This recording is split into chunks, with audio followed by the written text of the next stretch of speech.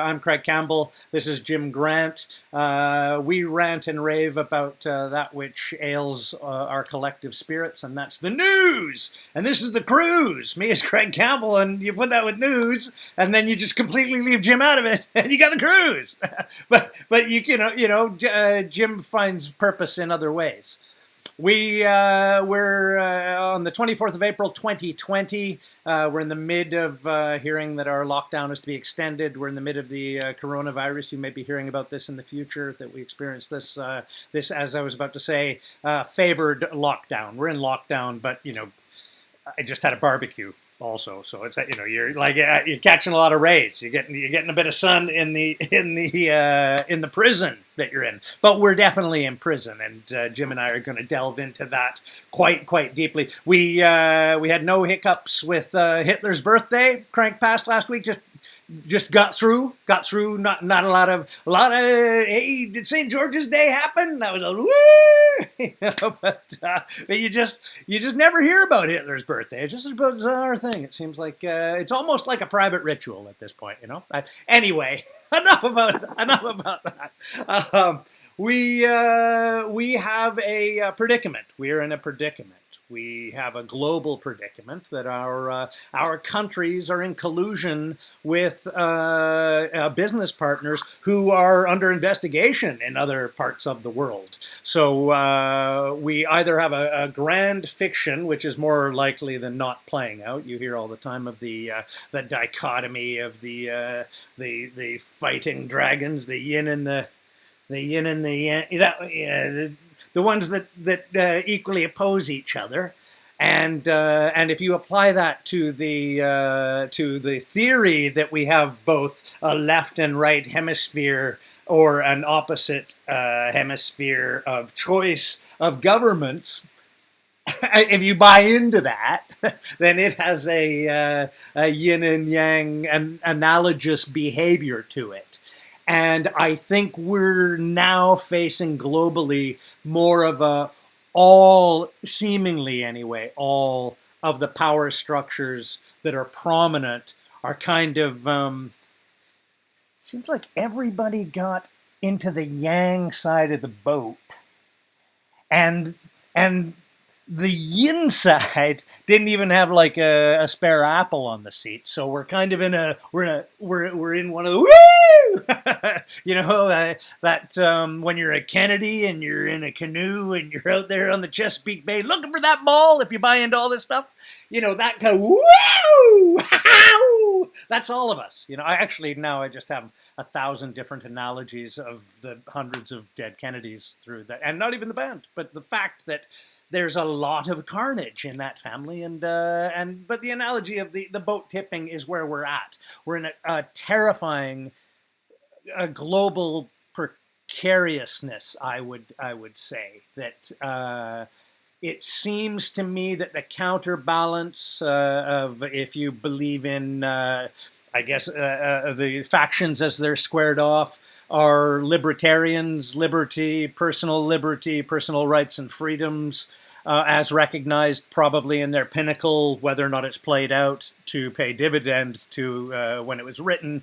But the American Constitution, perhaps you could hold, or maybe I think Jim mentioned in our last episode, I think the Magna Carta, these fixtures of human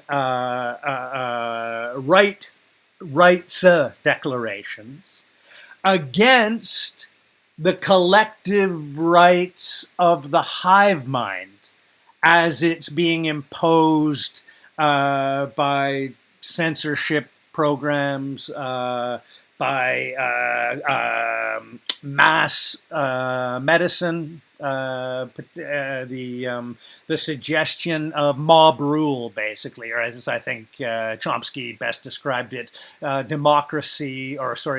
dictatorship of the masses, I think, in his tome, The Manufacturing Consent, which many people, I think we've spoken to this before, Jim. I don't know if you have any memory of something that you're now seeing more, that we're both witness to, the term manufacturing dissent. In fact, that it's a known strategy of and I won't say that, again, I diverge from making commitment to what's left and what's right, because those are just, used to polarize people and separate them. But what power or authority on the earth is doing right now is using activists to argue against its own ideals, and then, of course, having public lambastings of these events to vilify third parties, first parties. These types of behaviors are taking place. So we're in a very, especially because now, on the back of Russiagate, which existed with no information, we're now in an information catch-up war, where the decisions that are made and were made for the lockdowns that most of us are experiencing. I think they like you to say most of the people on the earth, because they don't want you to reveal the places that are not under lockdown or that are doing well, like the Koreas, I believe, right now, Vietnam, Sweden, of course, the one that's now in the propaganda focal place for for being targeted for all sides to be used for and against the argument of lockdown. But the catch-up game that's taking place is that we were locked down under the auspices of modeling, not unlike many of the computer models used to convince us that when you shit your pants in the park, that you're also changing the temperature of the sun, and for that reason you need to give Bill Gates money, or who's the knob that told everybody? Al Gore. Yeah, sorry. As soon as you say knob, it's like Jim's right there. He's got it. But the point being that we're in this information war that's being used to keep us into I keep not wanting to. I don't want to overuse a lockdown, Jim, but all the other terms that you see regularly used seem to, in some way, celebrate it, because you're also seeing that. I think if you're familiar with the concert of celebrities for the to blow smoke up the under investigation and without 400 to 500 million in funding WHO, that they're having concerts that are attracting the likes of Lady Gaga and Madonna and Beyonce and 50 other acts that I don't know, since I haven't paid attention since they've become famous. But Elton John's there filleting who he can find, and we're just in this like celebration of sheltering at home. You're not under lockdown. You're not in any type of virtual prison. Don't say the P word around here. You're sheltering at home. You're like having it's like what Jim Carrey used to say his dad would tell him that they were camping when he was helping him into a dumpster. Hey, we're camping, kids. It's like it's the cold dog soup and rainbow pie. We're in that world. We're into Depression era humor. If you don't know cold dog soup and rainbow pie, do you know that tune? I don't. No. It's Guy Clark, and you just you got your cold dog soup and rainbow pie. It is all it takes to get me by. Fill my belly till the day I die. You got your cold dog soup and rainbow pie. So it's a real like a hobo tune. But the cold dog soup was the water from boiling hot dogs. And rainbow pie was white bread sandwiches with mustard relish and ketchup. And that would be what the hobos, or in the time of the Great Depression, what children en masse, if they ate at all, would get. That'd be like a birthday treat for a child during the Great Depression in so many areas. So we seem to be paralleling now the absurdities. We're just in this like a new place of absurdity every day that our apple cart is unshook with. And again, to get back to as I was trying to make the point that with every day forward, we're assessing or modeling with more accurate information backwards, which is showing the political decisions to have us sheltering at home be far less of a wise decision. And of course, with other information that you're well aware of, as I am, that's been turned over, makes it look much more like a criminal collusion type of situation because of the matrimony between the government offices which have made these ridiculous decisions and the schools which are funded by both the government and other third parties that are also complicit in the policies that are being put forward based on this absurd modeling, not just from January, not just from this incident, but also based on the absurd modeling of somebody who pointedly and demonstrably and in two different analyses, at least professional analyses, was wrong in his handling of the foot and mouth crisis. This is Mr. Neil Ferguson. And again, similarly, cack-handedly, you might say, the swine flu crisis of 2005, 2006. So you're into a serial hyperbolist who is constantly the go-to for the government in charge at the time and is looking more and more like that's not a mistake, of course, although I can't point anyone out in the courtroom, Your Honor. But this is what's going on in the background. This is where we are, and we now may be in our homes until the new year with not a change of parameters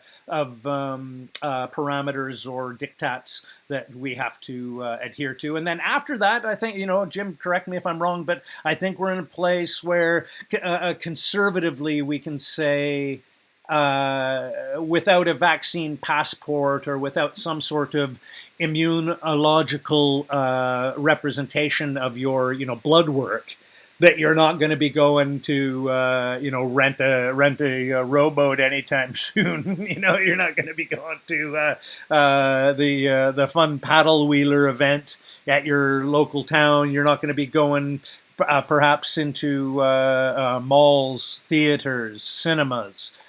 Without, and certainly not travel, may not be on trains, may not be on buses, and this is our situation, Jim. This is where what we're being told is the new norm, as it is, and of course none of this is being rebutted or in any way interrogatively attacked by any present, certainly not in the UK, any ostensible press that you might assume is in place for that very function. But that doesn't seem to be going on either. I don't know what we're going to do next, Jim, but I know that you've got some information that's going to make me angrier than I am right now. Because you remind me of stuff, and you concur with things, and you bring me new things that make me even angrier as all that's coming together at the same time. So on this 24th of April, 2020, as we are dealing with an oppression that I am going to say most will be beyond their ken in their lifetime, and I feel that, and it's substantiated by other voices. But Jim and I are going to talk through some of the particulars of what's going on, and I'm going to try not to have. Well, I think we could use the numbers. Have a heart attack in front of you, right in front of you. Cruise friends, welcome to episode 3. Thank you for watching, whatever time you're watching. Coming up on today's show, it's going to be mainly 4 sections here today. First section will be government incompetence, if you follow the incompetence line, along with the PPE mess-ups and all that kind of stuff. Section 2 will be what Craig was alluding to there. It's news articles talking about if we continue this lockdown, what will happen economically. And the third section will be general COVID news. And the fourth section is something that I've been looking forward to and I wanted to do in our third section, which is non-COVID news. And we're going to be looking at news from literally out of space, inner space, all sorts. So coming up today, let's start with the idea that the UK government weren't warned in advance. This is an article from the Daily Telegraph. It's by Paul Nucky, Global Health Security Editor, London, and Bill Gardner. It's from the 28th of March 2020, and the headline reads, Exercise sickness uncovered, the pandemic warnings buried by the government. Ministers from across governments were seated ashen-faced in the Cabinet Office briefing room. On a large flat screen, epidemiologists from Imperial College London, who you referred to earlier, were showing a slide which detailed the scale of the epidemic that was enveloping Britain, or actually, to be more accurate, the model they predicted would envelop Britain. The first cases of the virus had been confirmed in Southeast Asia 2 months previously. What, do they don't say China no more? Britain reported its first cases imported from returning travellers a month later. Now there was widespread and sustained domestic transmission, and the World Health Organization had declared a global pandemic. Panicdemic! That's what we did. Yeah. But it was not the pandemic itself that was causing those gathered in Whitehall to grimace, but the nation's woeful preparation. The peak of the epidemic had... They didn't know about that bit? Right? Sorry to interrupt. But local resilience forums, hospitals and mortuaries across the country were already being overwhelmed. There was not enough personal protective equipment, PPE, for the nation's doctors and nurses. The NHS were about to fall over due to shortages of ventilators and critical care beds. Morgues were set to overflow, and it had become terrifyingly evident that the government's emergency messaging was not getting traction with the public. This was a drill, codenamed Exercise Cygnus. It took place in October 2016 and involved all major government departments, the NHS and the local authorities across Britain. The modelling for the outbreak was prepared by the same team that is tracking the all-too-real COVID-19 pandemic now. This one's the real one! Did they capitalize real and have like little cartoon, the real one? Yeah, so this was something that John Pilger spoke about in an interview. I'll bet he basically did. Saying did he have a knife and fork when he was going into it? Truly warned about He this. what? He what? John Pilger spoke about Operation Cygnus on an interview. So the government well and truly warned. I'm just going to go on now to just a couple of articles, and then I'll get your take on them now. This is from the Metro News on Saturday the 4th of April. Firms bewildered as government begs them to make test kits after ignoring offers. The government has asked firms for help making coronavirus testing kits and PPE, despite failing to respond to their offers weeks ago. And again, all the articles for you to reach yourself, because I'm just going to blitzkrieg a lot of articles basically saying that the government should at some point probably be held to account for this. And then just let you respond. So that's the first article. All the articles can be found on the comments section of our YouTube channel on the video, or in the Facebook video of it. And we're also going to be moving on to other platforms as well. I'll put the articles up for myself on my personal Facebook page, which is Jim Grant Comedy. Come and look it up, so you can look for yourselves, read for yourselves. I'm just going to give you basically a quick blast of the article, a variety of them, basically saying the same thing of the umbrella, which is our government are utterly incompetent at best. At worst, you know, if we're going to go down a conspiratorial route, but at best, let's give them the benefit of the doubt and say utterly incompetent idiots at this point. So then moving on to the next article. This is from Lucy Middleton on Wednesday the 8th of April. 3 nurses forced to wear bin bags because of PPE shortage test positive for coronavirus. 3 nurses who wore bin bags on their shifts due to a shortage in personal protection. Worst thing about it is for a few minutes, nobody noticed. I think they're still worried about that. Is that a bin bag you're wearing, Cheryl? Whoa! Whoa! I thought this whole thing. I'd love to be a fucking lunatic nurse for a little sketch in a hospital wearing a bin bag. Just, who are you? I'm the radiologist. I'm here. I'm here to do X-rays. Hi. Just to instill confidence wearing a sauna suit that you found under your own sink. We live in madness. Imagine how effective it is as well, Jim. Continue. So our next article here. That was the end. It's from the Daily Mail, which is had some problems with the Nazis which is in the the past. 11th of April 2020, and the article reads, or at least it will do so when it has loaded correctly. Jim doesn't have a strong bandwidth down in the south of England. Eastbourne's notorious for it. Don't tell them where you are, you fucking lunatic! Jesus Christ! You're trying to get us both killed? If they find you, they'll kill me for sure. Eastbourne, you're hilarious. Did I say South Coast? There's a lot of South Coast that isn't Eastbourne, I think you'll find, if you're trying to find something. So the headline hasn't actually loaded yet, but still, there's the blurb. I can tell you who it's by. It's by Katie Weston on the 11th of April 2020, and this is there's adverts everywhere. This is irritating. Go away, right. I have these stones. I have these stones that I have to put under my ass, Jim. That so I can basically sit with arthritis and an utterly destroyed left hip. So as I talk to you, I've got a rock from a river in India jammed pretty far up me. Sorry, go ahead.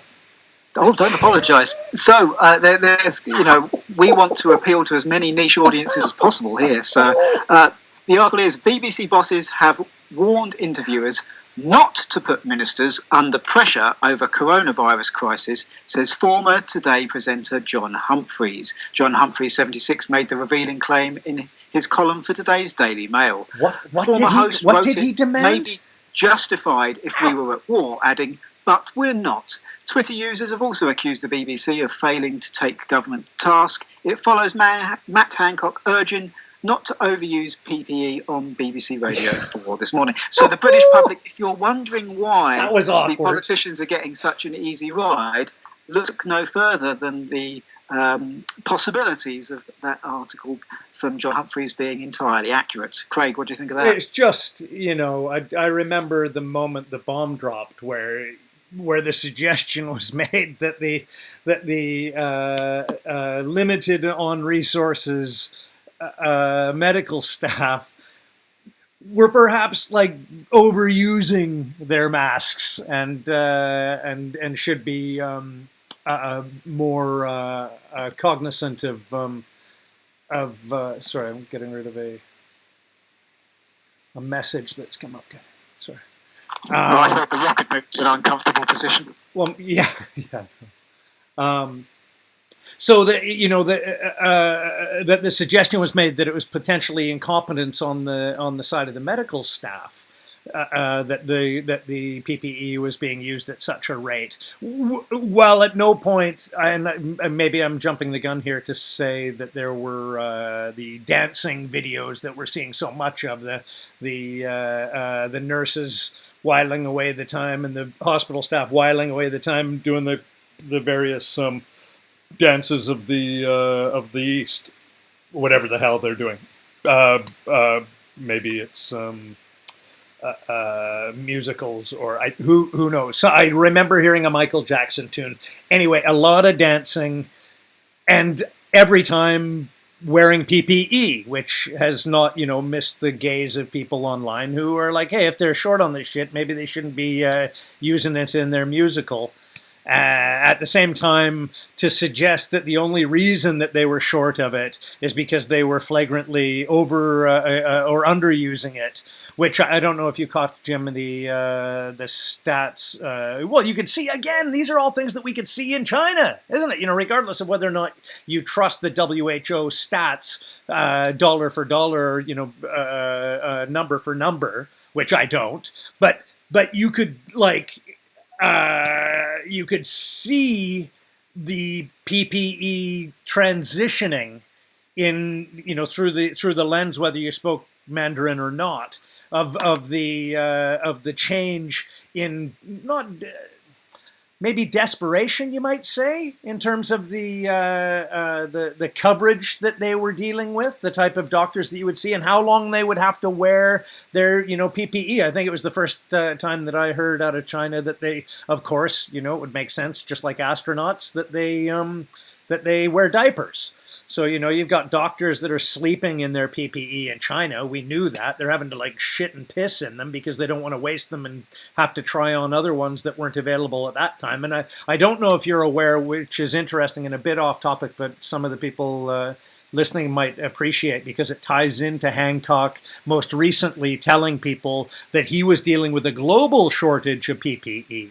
And that also in the early days, again in January of this outbreak, for whatever it is or was, that you were able to see back then that that it was posited, and I didn't ever see this substantiated, but I heard it posited. People who were doing a early assessment of U.S. preparation, particularly for a coming plague. And they could see then that they said, whether it's substantiated again or not, that they were not talking to retailers, they were talking to wholesalers of PPE to find out that indeed to the accusation that Chinese agents had already come to purchase in large part their own PPE, because if you're not aware, again, most people aren't aware that China was,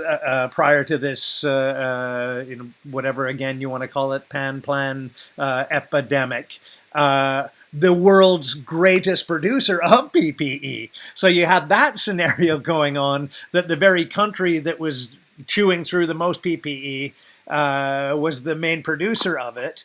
And they were also grabbing what they could of foreign markets, including the U.S., to ship their own made PPE back to China. But then you also hear, and this is why I have to say that it's not all substantiated, Jim, because you can leap to conclusions that that's also nefarious. To me, those seem like acts of war. But well, it's funny you mention that, because unfortunately for the UK government, I've got an archive of their incompetence, so I can go back to the article on the 24th of February 2020, and I think this may come up, hopefully, in an inquiry into the government at some point. Mm-hmm. This is from the Mirror, and this is by Dan Bloom. Again, 24th of February 2020. Yeah. UK sends 650,000 gloves, wipes and gowns to China to fight coronavirus crisis. But it gets better, Craig. What, they exchanged it for plastic bags? Britain is also... You send the bags here. 2,500 face masks. As the government insists the risk to UK residents remains low, despite an outbreak spiking to more than 220 cases in northern Italy. Where was the tsunami at that point? Would you describe is it like at that point the UK, although not being aware of it, was upside down and looking for the board with their feet, and at the same time, send those to Wuhan direct. Am I talking to DHS? Right, or who's a DHL? Is that the delivery knobs? DHS is a furniture place in the UK, is it not? Do you recognize those? I'm not really one for home furniture. I know all of them. They're seared in here. You gotta know all the new ones when you move to a new country, Jim. You gotta know your home bases from your Dunelms and all. Oh, the madness of pop marketing. But alas for me, for what I lose in home decoration skills, I've gained in the archiving of utter government incompetence, and I've saved this article because I knew at the time. Oh my word! I'll be reading this out on air in a couple of months' time, and I thought this was our third podcast. Again, I don't want to jump, Jim. I don't want to jump too quickly, because we also know of, and perhaps you have articles that substantiate, like both the Chinese and the Russian relief effort to Italy, bringing their own equipment, and I believe the Chinese also provided equipment to maybe, where am I hearing? Was it Germany? Maybe I recall, maybe even somewhere in the States. But there seems to be, for all the hate and ire that I have towards the globalists, the actual global response, if indeed it's authentic, I would agree with. And, in the sense that it's practical, if you're chasing the greatest hotspots of a pandemic and you have the capability to bring equipment that's not being used in one place to cover for a place that needs it, that makes sense to me. But I just don't buy these people as sincere, Jim. That's my issue, essentially the thought that they would be driven by actual humanitarian desire is just seeming less and less not a naive thing to say. But can you say anything to that? Can you see what I'm making point of there? Well, the UK government looked at their stockpiles and thought, we've got a highly contagious virus that has already spread at one point to about 10% of the global population. Yeah, it's just rocking through Italy. Yeah, it just rocketed through Italy and was spreading its all way across Europe. And the British government looked at it and thought, we'll be fine. And you also knew that at exactly that week what do you call it over here when the schools go out? What do you call it? Half term. Half term. Yeah, but of course, the UK government said, we'll be absolutely fine. Keep all the flights coming into the UK. But that's what they also knew. They knew that thousands of families and school children were spending half term in precisely that part of Italy. That was also known, That's an element of it. But what do you hear also? This is something that I wanted to bring up with you, and I was thinking of it for the last couple of days.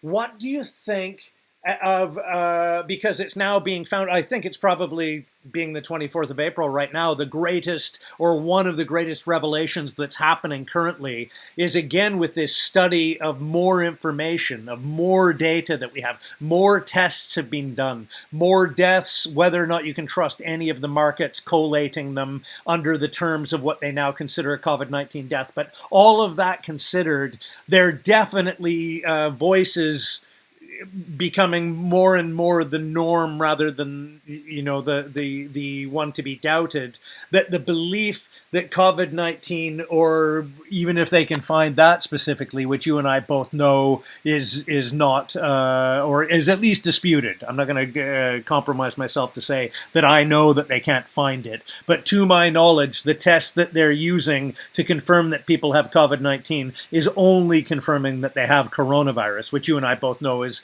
quite ubiquitous, and we also know, or we keep hearing at least, that that the potential of a false positive is in the 80th percentile. So most people are accidentally going to be positive, whether it's with COVID-19 or just coronavirus. But regardless of all that, the current issue that we're hearing more of, that's seeming again more the voice as one, is that they know that this is way more pervasive across the states. They don't know anything about the UK because there's nearly zero testing comparatively. There's some, but not to the same percentages of other countries. But they're finding that the more they test, the more they find it.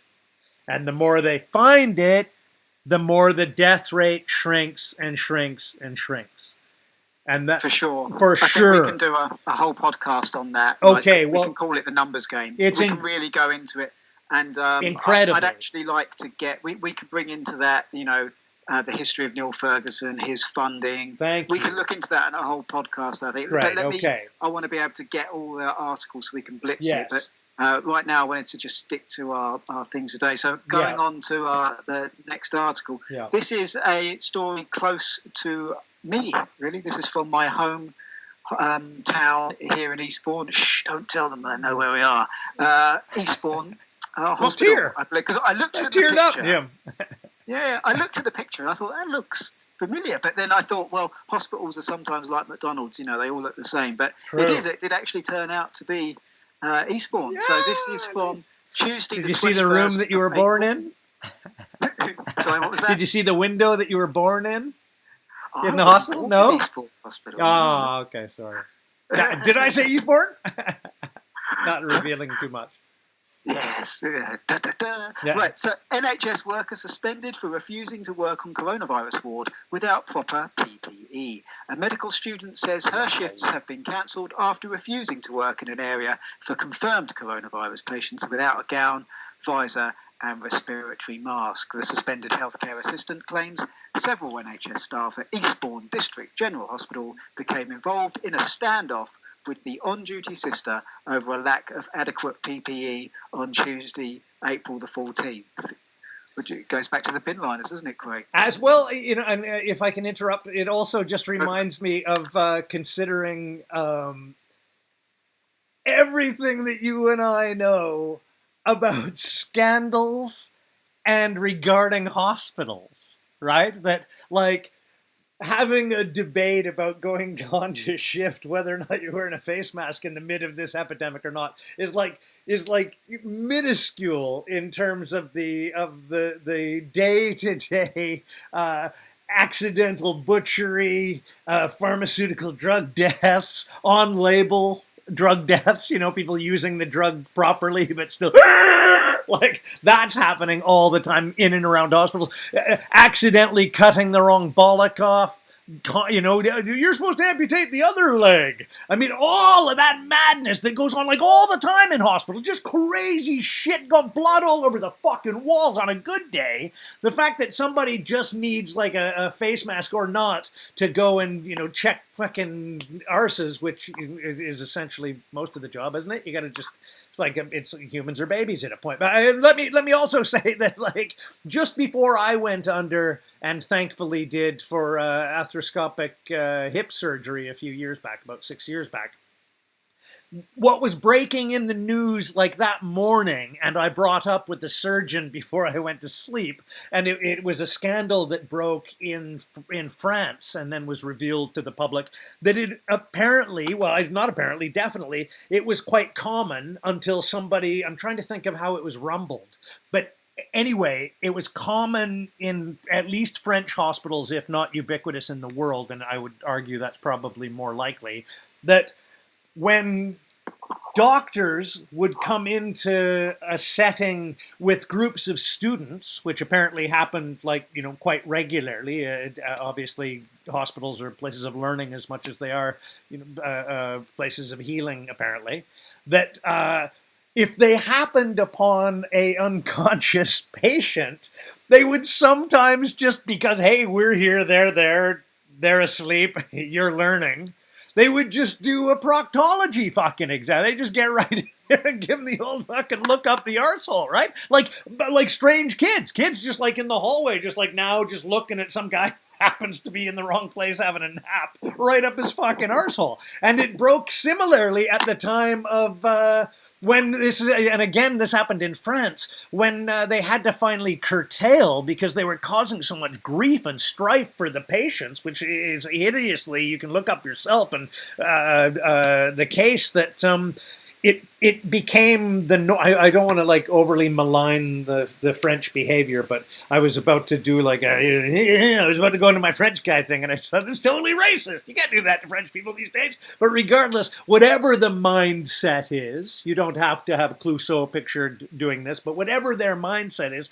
French doctors became quite well known, horribly, to the point again that they had to be, like, legally curtailed, that after births and with any potential vaginal ripping or tearing, in a time that an episiotomy would be performed, and they, were disfigured in that way, that it became the norm that French doctors would apply what they called the, I don't know how to say stitch in French, but the gentleman's stitch became the norm. That doctors just, like, it was like a secret handshake for them. That if they ran into a distended, if they fell into a vagina before they even got to work and realized, Jesus, wow, what the hell happened in here? That they would just chuck a couple extra rope knots on her for the husband at home, like they had some sort of secret deal, like they didn't know. That it was like the husband would be like, hey, I don't know who you were, Doc, but thanks a lot. And of course, what ended up happening, Jim, is that they were, like, horribly, and to the, again, point that they needed to be stopped, disfiguring women to the point that some of them couldn't even have vaginal sex again, which, opens up a lot of possibilities you and I both know. But regardless, it's like, if you didn't want it to happen, it's just that it's one of those things that, like, they were so focused on tightening vaginas as a, like, gentleman's handshake that they were horribly to the point of, like, disablement affecting these women. So if you go to a hospital and there's a plague on and you don't have enough masks, or the one you used yesterday is still wet, it's really minuscule in terms of what goes down. I would like you to send across these news articles. Of Okay, I'll show the sources for our next episode. Of course. I mean, regardless, I just want our brave nurses and doctors to have the PPE that they feel they need. That's all I want. And they're not. Or so grim, isn't it? They have, and it's did not you? like Sorry, Jim. Go on. Did you know that it was that the same company that you were talking about that shipped to China that I believe had just prior to that sent emails to the government saying, like, do you want our stuff? Was that not? I don't okay. know. I've got rid of that article now. I can only load 2 at a time, otherwise the screen freezes. Sorry, that might be a ventilator. Here's a good one. This is from the HuffPost. This is by Rachel Wearmouth. This is something that I'm really, really on board with. Union leaders demand judge-led inquiry probes grotesque PPE shortages. At least 100 healthcare workers are thought to have died from coronavirus. A judge-led public inquiry should investigate the grotesque failure to give frontline workers PPE during the coronavirus, a trade union body has said. Because we all know that unless you hold the politicians' feet to the fire over anything, and that doesn't just mean what they call it, was it called the chill inquiry? What was the one where Blair got investigated for? And then the Chilcot. Bob read the whole report. Chilcot, was it not? Is it? Yeah, I think it's Chilcot. So basically, the inquiry said, there's enough evidence here for a trial, and nothing was done about it. Now, if you just go, yep, here's an inquiry. Yeah. They basically were acted in a criminal way. I'll leave it to the prosecution to take over from here. I'll hand it over to the CPS and see if they want to do it. And the CPS go, don't worry about it. No problem. Then they just continue to do it. The people of Britain, at some point, there needs to be something to say. Your negligence has cost lives, and someone needs to get their collar felt and put time behind bars for that. Not disqualified, not just lose their pension. You know what's going to happen, though, Jim? They're going to do it again and again and again and again and again because they're just going to say, but what about Tony Blair? So get out of it completely. Just like, hey, that guy's like stacking bodies wholesale. Aren't they using like phosphorus fucking bombs or depleted uranium? He's just the get out of jail free card for every authoritarian, draconian freak that exists in the power structure of our entirely unaccountable governments. There's no, I feel your sentiments, but that's just never going to happen. You and I both know it's just never going to happen. They just don't. They're in a big club and we ain't in it. There's no justice. Look at it. The only guy who's actually turned over war criminals through evidence is Julian Assange, and he's sitting in Belmarsh, for Christ's sake. Like, it's just we live in an upside down world. There's a better chance you'll find them down at Coney Island selling ice cream than in the dock at The Hague. The British public will get what they deserve. I've no doubt about that. Yeah. And if they hold the politicians' feet to the fire, and then they deserve justice. If they don't, they deserve the tyranny that they're going to get because this isn't going to change now. I feel like that's the case, Jim. I feel like that's the case. If you can get away with this, they can get away with anything. Absolutely. And I'm not. And everyone deserves and you're an optimist. Jury of their peers. Everyone deserves a trial, which is why I'm not naming any names. I'm just saying an inquiry needs to be brought forward here. Experts far more informed than you and I need to put together a case and send it to the CPS and let the chips fall where they may at that point. And one of the things that should be added to that, in my opinion, is this article, which is lack of coronavirus tests on passengers flying into Britain beggars belief. This is the third episode in a row that we've brought this up, and the borders are still open. Ministers have been blasted for a lack of checks on potentially infected airline passengers, creating multiple coronavirus flight risks coming into the UK from abroad. And this, again, is 21st of April. And I've heard people say, well, it's in the country now. Yeah. Well, that philosophy is, I have now shit my pants so much that it's not worth changing them. I'll just walk around in them for the rest of my life. Huh?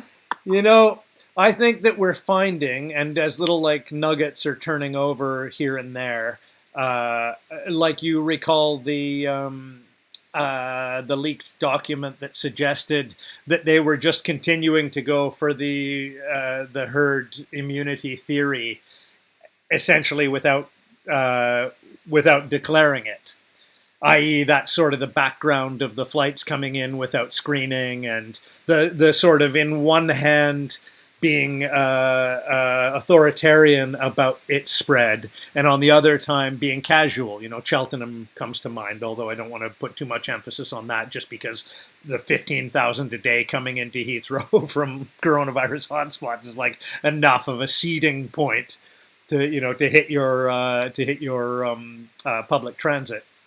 But the idea that my train of thought on that that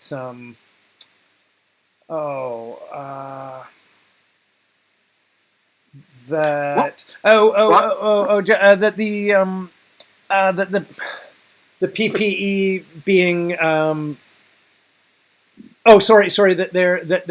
that their plan that basically panicked everybody of the herd immunity theory being applied. Interestingly, at that time, if you recall, was still when the WHO's now known to be incredibly inflated 3.4% fatality rate, death rate. Then the idea of all of the UK catching this bug would then be in the hundreds of thousands. That was part of the modeling, right? That they were also too high in their projected numbers. Only, of course, as we now know, because they were only, as has been the focus almost up until now, only testing people who were symptomatic or were almost well known to be likely to be infected. So of course that was going to increase numbers. At the time, but now we're in this place where we also know that in the background that the contracts for the testing kits are being done behind closed doors and are being done by known parties. So we also know that. So there's the conversation going on that business contracts are, as happened in the States with their early relationship with receiving tests. If you recall, we spoke about that on the first episode of Cruise, where they had procurement rather than availability. They had business rather than procurement issues that they wanted to in-house. So that the Brits are doing that also seems to me to be more likely than not. And again, as we spoke of even briefly, I think maybe before the cameras came on today, we also know that the false positive rate is massive, or at least the need to multi-test is also known to be not uncommon for people to have to be tested multiple times. So how, Jim, I just appeal to you or anybody, how is it feasible to imagine that, if say every third person needs a second test or every 10th person needs a third test, or how you can 65 million Brits for the price that it'll be, because they also now know that this connects back to Bill Gates connected companies. The testing kits that they're proposing that all of the UK needs for the blanket testing of the entire country is profiting a cabal, essentially, a group of people who are related in business as well as government policy. And then you have to leap into the next place where what I said earlier, and you know about, applies, that like how many of those tests even are worth the paper that you end up getting in the mail for? Right? What are they worth? Can you say that it's definitive? No, of course you can't. Can you say that it definitively found COVID-19? Not to my knowledge, not to anything I've seen personally. So we're in this like utter, I call it like hairy fairyland, where it's only there to enforce vaccine mandated policies. That's all, that's all it's about, is that you have to be, put into a democratic scenario, or a presented as democratic scenario, that if this, then that. That if we all don't test negative or show that we have antibodies for coronavirus or COVID-19, then we'll need vaccinations before we can go to the shops. It's just madness. The whole that's why I call it pie in the sky, fairy tale, unicorn thinking. That while we're talking about a virus or a vaccine that has never been put in humans before, as again you and I both know. So not successfully. Only these testings, not successfully. Yeah. So only these tests that are happening now. They started on Thursday. How many? 2,000 people across the UK now in some trial run by University of Oxford. I think at 650 quid a head, are having not just a RNA vaccine injection, which again hasn't been taken away from animal trials because of how many animals it murdered, but also involves a process that I'm not familiar with, and you might be more so, the activation electronic pulse. Apparently it's quite a shallow comparative to other vaccines, not going into the muscle but into the upper fat, and then is activated with an electronic pulse. Never before, at least in my experience, being used. So there's it's a whole nexus of things that we can't really relate to. And I think those people are going to be in, either it'll be doctored so they're not in trouble, because I to hog some more time here, Jim, I want to download this information because people should have it, that the actual testing process, I don't recall if it's 30 or 60 people, it's one or the other, but they're having it into the placebo group is receiving a meningitis vaccine. So there's no placebo group. Both are receiving a toxic substance and essentially will be appraised on their similarities or differences by the clinicians. But the idea that one's getting a sugar pill and the other one's getting an RNA never before put in humans vaccine, that's not happening if you thought it was. So just to clarify. That's not something I've researched, but we should definitely do a whole podcast on alleged treatments, alleged medical testing, and alleged immunity boosting foods and supplements. I think I'd like to do a whole I think so. Something for the cruise viewers to okay, we're talking about the problems all the time. Here are some potential solutions offered by two comedians who have no medical or nutritional qualifications of any kind. You're welcome, viewers. But we'll do that for our... we have a guarantee that whatever I tell you to do will grow hair. I don't know why. I don't know why it happens. Whatever I'm doing. So this might be an article which was what you were referring to earlier. I think it was what you were referring to earlier. Yeah. This is from the Telegraph. This is Bill Gardner. This is the 21st of April. Exclusive. Millions of pieces of PPE being shipped from Britain to Europe despite NHS shortages. Last week, 5 million surgical masks and more than 1 million respirators were packed on to EU-registered lorries by one UK wholesaler. Millions of pieces of vital personnel equipment are being shipped from British warehouses to Germany, Spain, Italy, despite severe shortages in the UK. And I'd like to point out, I've got no beef with the Germans, the Spanish or the Italians for caring about their people more than our own government. The helmets were pretty cool. That's what governments are supposed to do, look after people. I do not blame the Europeans for this. Nothing. I have no bad will towards those companies for doing this whatsoever. They did what they can to protect their people, and our country did it. Your country sent shit they needed in a time of crisis over to those folks. Yeah, sure. I get it. I'd be angry too. I think in fact, we could put in the bibliography of this. I know that Canada has its own scandals in exactly the same way, that they also sent PPE that they now need to China. But that's, that's prior relations that, that are in place, and at a time, like before the UK stopped its Huawei contracts.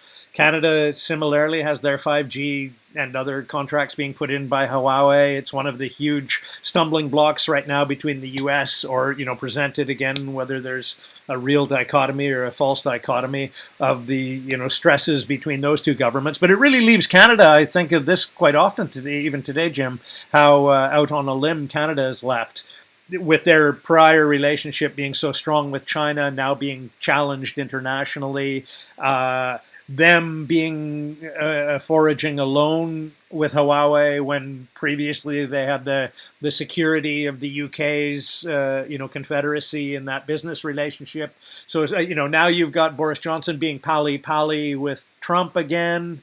Boris talking directly with Trump and setting up trade deals without ever even communicating with his own populace to let them know that he's even alive from the last time he was seen. You got all this going on in the background. But interestingly, the China-Canada relationship is something that many people would love and many people would hate, but it existed. So the idea that any business contract would take place without any, hitches, there'd be very few hurdles to jump if you wanted to send boxes and boxes of face masks to China. It would be, it'd be pretty easy. You just you probably wave your phone somewhere or something, and just like, woo, there it goes onto the gate. You put it on the belt, and just woo. It wouldn't have any sort of obstacle to it. In the same way of the Brits sending their PPE to Europe, I would think similarly it would just be like, yeah, something we do all, just a different colored box today, something that would be already having the wheels greased. So, maybe horribly there's just going to be more scrutiny in the future with all things internationally shipped. And we're already hearing that. I don't know if you've seen some of the Australian windows into the authoritarian future. They did a little, one of the Australian networks did a little vignette of, what post-COVID world would look like, and the likelihood of cyber coins. What do you call them again, Jim? Bitcoins. Bitcoins. Yeah, the idea that there's going to be a lot less cash and a lot less coins. They've sold that to the public now. It's basically like the New World Order times a million. It's Agenda 21, 2030 accelerated. So many different. I think Ike said it early on in this, that this crisis ticks every agenda box, because it does. There's nothing that hasn't been used to the advantage of the authoritarians. Still odd to hear it through an Australian voice. It does make you wonder, because I'm about to read this article. People coming to the UK not asked to self-isolate as the virus is already so prevalent, Matt Hancock tells MPs. What? When did that happen? And that's on the 17th of April 2020. That's an article. This is what I mean. They just know it's everywhere, Jim. Are not being asked to self-isolate because coronavirus is already so prevalent. The Health Secretary told the Health and Social Care Committee. Now, it's interesting. Then let us out of our homes! Yeah. around the point where it was starting to get a bit bad, Yeah. they would have had a decision to go, shall we close the borders down, or shall we put everyone under a Yes. very mild form of house arrest? Yes. Let's go for the mild form of house arrest. Keep those borders open. Yeah. So, and then again, another aspect of government incompetence. Okay. All This right. is from All right, Jim. the All right. Guardian. This is. I'm the hanging judge of our team. Good cup, this is, bad cup. Yeah. So this is from. Well, I think this is from an actual guy that's written. I don't think he's a Guardian writer. I think they outsourced from what I can tell. Right. So this is the head of the article. I am a swab tester in the UK, but we have barely any swabs to test, and it's by Gianmarco Raddi. While Germany and South Korea have tested in huge numbers, and look at their death rates, I might add on that. Yeah. The response here is hampered by a lack of political will. Let the peasants die. Keep the borders open. So we have donned our double gloves, face masks, and eye shield, COVID-19's fashion essentials. The biosafety cabinets whir reassuringly in the background. The robots hum, and the radio blasts rock tunes. All systems a go. Then comes the call. We are finished. No more swabs. You can go home. It's midday. Our shift had only started at 8. Why don't we get to see any of their dance videos? That'd be perfect. Who's that? The swab guy. Woo! We need some of their shit to reveal, because it's a secret code. We know that now with the nurses dancing. They're like, we don't have anything to do. There's nothing happening. Woo! They're trying to blink their way out of a hostage crisis. They don't want to lose their jobs, but they also don't want to continue to have no jobs to be doing. When I hear you say that, Jim, it just causes such frustration that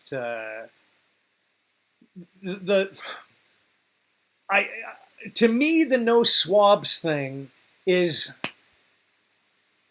it's like a I was going to say life lesson, but it's like an epiphany. You gain epiphanies when you move and live among the Brits, when you live in the UK. It is an old empire. It does have behaviors. It does, and if I can isolate one of its behaviors, and this may be already written down. I don't know if I'm quoting somebody, or this might be Shakespearean. I don't know, but it applies to the UK. Why do anything if you don't have to? And, clocks in train stations, litter, rubbish, pollution. The UK is like quite striking and shocking for some, people from some parts of the world when you happen upon it and just realize somebody would have to get on a ladder and either fix or set a clock. And I'm talking like King's Cross, St. Pancras type things, Jim. I'm not talking Barnsley East or something ridiculous. I'm just talking major points of focal infrastructure in the country very often is just disassembled or, in poor nick. And you just start to realize that, holy shit, a lot of stuff just doesn't get fixed right away here. That's how it is here. That, if you can get away with doing less than fuck all, then do that. Today, do that. And if we can get to tomorrow with that behind us, with that, lack of effort, then we can probably manage anything that's coming. And they've proven that to be the case, Jim. The only place I know that's similar to it, the only analogy that I can think of, is one of the first times I drove in Mexico. And you see in Mexico, often the remnants, I'm talking it's like Canada or the States, where there's thousands of nothing going on for a long time, miles in a huge country. And you happen upon, in the middle of nowhere, car accidents from the 50s and 60s and 70s and 80s, where you realize, holy shit, they just don't clear stuff up. It's just why would you? Where would you want to take a car that's T-boned into a truck? Where do Do you have somewhere you'd rather that to be? Because someone would have to drive here and hook it up to another truck, and then you probably need another guy with a crane and another truck, and then it's just like, why don't we do sweet fuck all?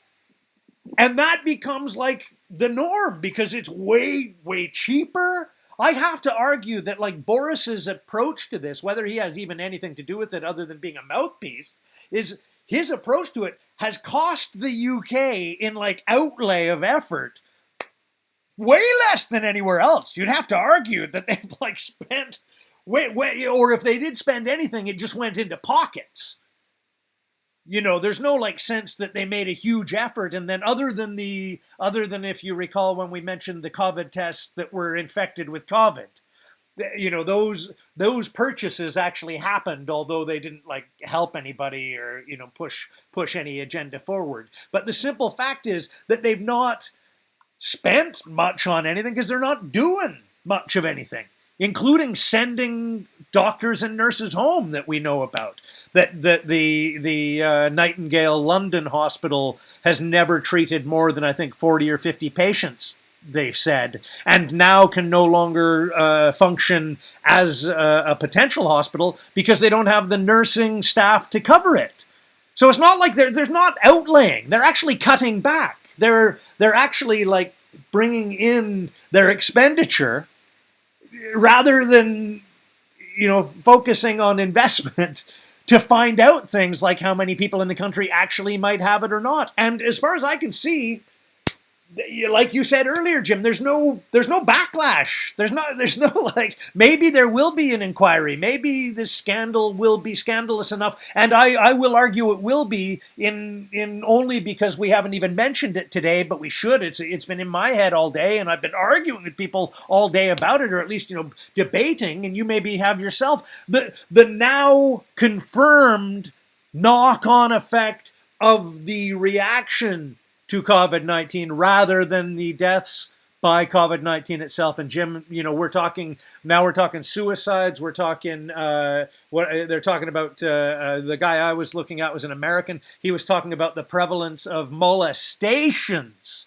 You know, I don't want to be like too much of a panic merchant, but like, you know, when you've just got like families at home alone and they're, you know, destructive or corrosive to begin with, you know, maybe they were on the edge before this crisis hit, and now you've got, you know, a dad just sitting there drinking himself blind around the kids that he would normally be at work and not even interacting with. So you've got that happening.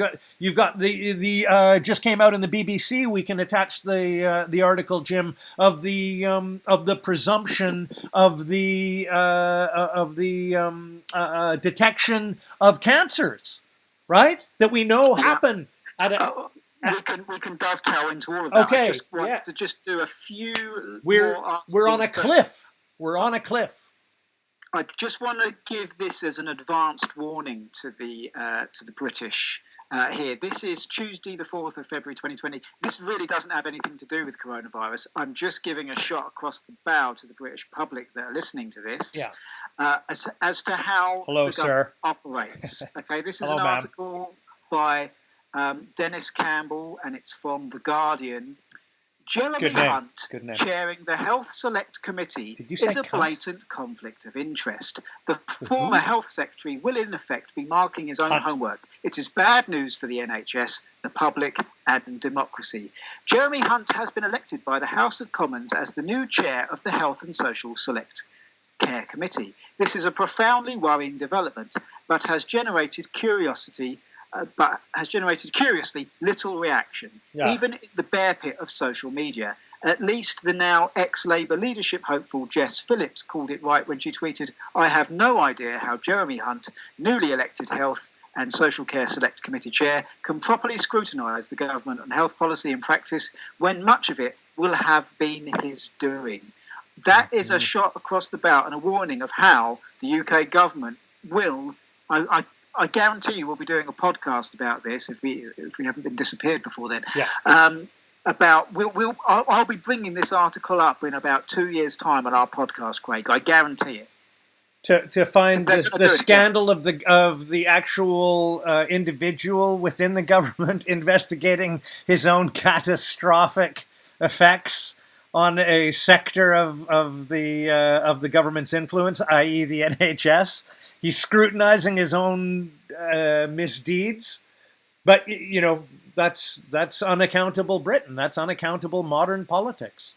We're going to get what we Why deserve, did you tell Craig. them that you live in Eastbourne? They're going to find us, Jim. They're going to find us. And it's not going to be 2 years down the road, I'll tell you that for sure. So, just a few more articles now. Sure. Horrible. Just basically more... Horrible. Just, I want to give the impression this is not an isolated incident of incompetence.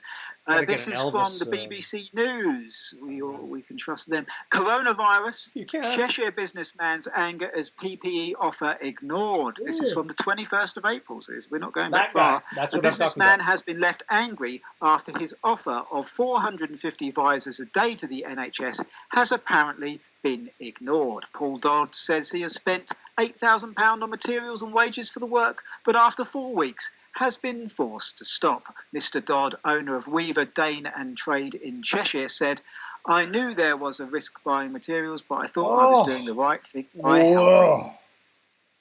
Wow. That they'd actually put out for tender the desire for British manufacturers to present models of ventilators, hadn't they? Whether that was a presumptive a decision on the part of that manufacturer for PPE also, or do you recall, was there a word put out for PPE also? Do you know? What all that reminds me of, Craig, is the pretty girls I used to try and chat to on Tinder. I want a boyfriend. Can I take you out? No. That was, that's what it reminds me of. We need masks. I've made some for you. Don't want them now. It's the same thing. It's phenomenal. Yes, it's affronting, but at the same time, it reeks of the incompetence that you can, as you've reinforced throughout the episode, see throughout the previous structure of what you presumed to be good governance. It's the norm now. Why really, from a procurement point of view, and what you know of government alone and Tories specifically, why would there ever be an assumption that they would procure outside of some nepotistic structure or even full on direct corruption? Not even corruption. Sorry, favoritism. Why would we ever expect that business would be done outside the sphere of back scratching? There's just, whether there's a crisis on or not, it's only business. You can imagine that their emotions aren't involved in it, and it's likely just a money thing. They're probably emails they are returning, but they're probably to somebody who they may be procuring from in the future, and they're securing a deal or a pre-deal or a gentleman's handshake that equipment will be forthcoming, or, that you're always our guy. If we're going to get some, we'll get it from you, don't worry. There's all that nonsense that's probably happening, while at the same time, this poor guy that had a bit of pride and volition and capability and investment capital to actually make PPE and then be rebuffed is just, it just reminds me of your Tinder analogy, Jim. So, this is just two more articles before we go on to impacts. This is from the Mirror, and this is from the 18th of April 2020. This is by Chris Kitchling and Nigel Nelson. Boris Johnson skipped 5 Cobra meetings. Decided to run an ad on me and move the headline. Skipped 5 Cobra meetings on coronavirus as warnings ignored. There was a sense that Boris Johnson, accused of responding to the coronavirus outbreak when it was too late, didn't do urgent crisis planning as he skipped Cobra meetings on COVID-19, an advisor claims. An advisor has blasted Boris Johnson for skipping 5 Cobra meetings. So I don't really need to go into it much more than that. And our final article, we can get both your takes on this in one. This is from Yahoo News. This is from Ross McGuinness on the 20th of April 2020. Coronavirus. Call for government's medical advisors to resign over COVID-19 testing. A call has been made for the government's medical advisors to resign as criticism over its handling of the coronavirus pandemic continues. There was anger from health experts after Dr. Jenny Harries, England's Deputy Chief Medical Officer, claimed the UK has been an international exemplar in preparedness during the pandemic. Holy shit!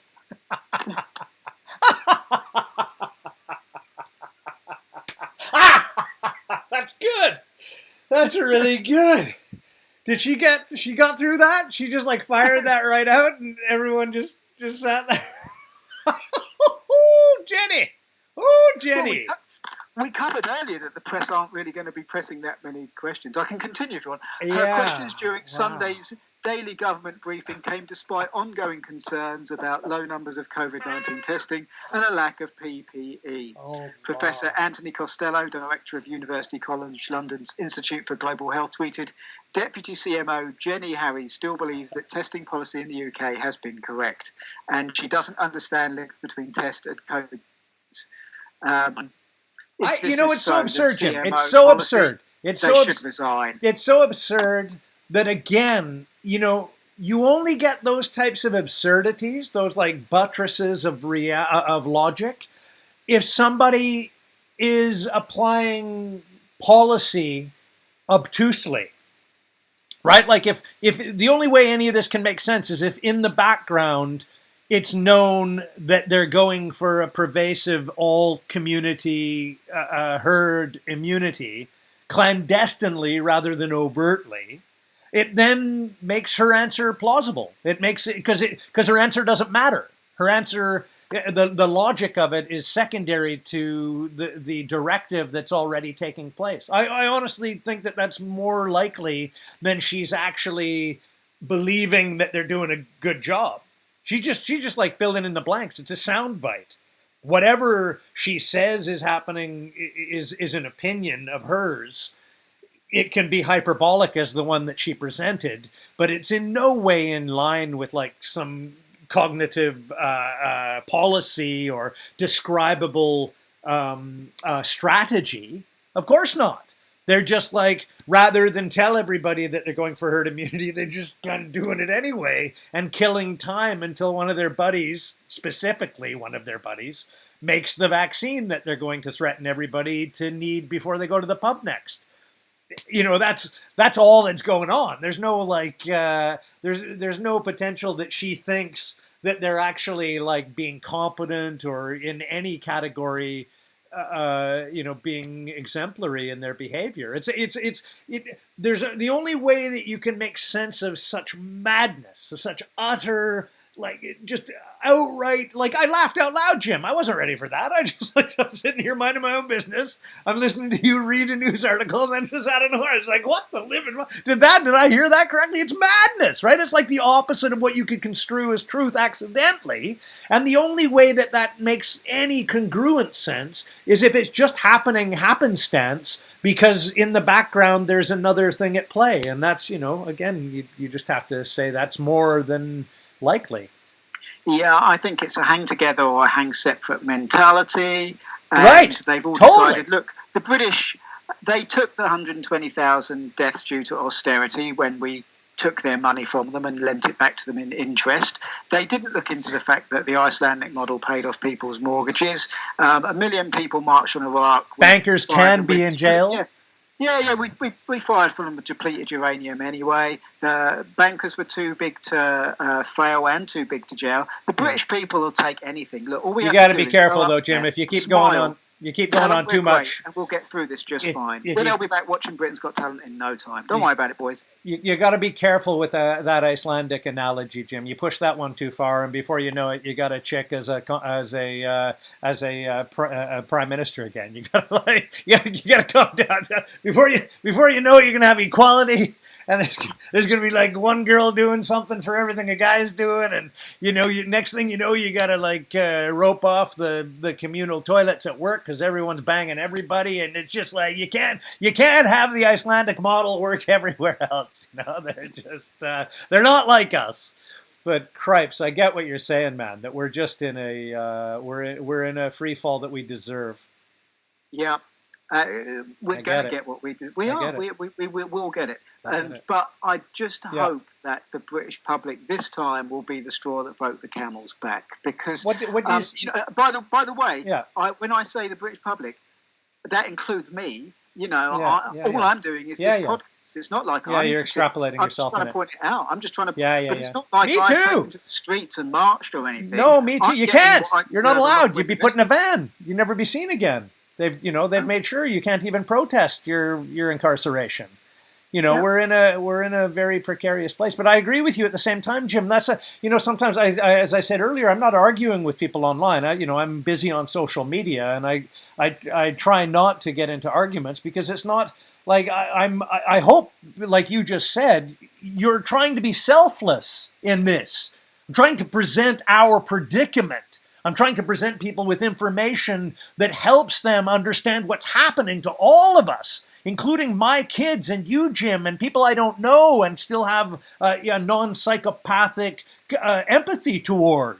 Because, I recognize, as you do, that not everybody's taken information in at the same rate that we have or at the same time that we have in their lives. A lot of people I've had, I can say honestly, and I think you're proud of this as well, Jim, 2 people for sure within the last 24, 48 hours since I've been talking to you now that have come around. Like you tell me about your friends that and I'm not talking, they're not like revolutionary in their epiphany, but where suddenly they're open-minded to something that they weren't previously, or they come back from a near argument to ask you for information that substantiates your thought, and you present them with that information, and then they come back and say, "Thanks, man. I've never seen that before." That's it. That's all. I don't want to argue with people because if they don't agree with me, if they're diametrically opposed to me to the point that they want to stall my interest in informing them and others at the rate that I like to, then I don't want to be digressed into it. Yes, totally. I got I gotta think about what I'm gonna tell Jim.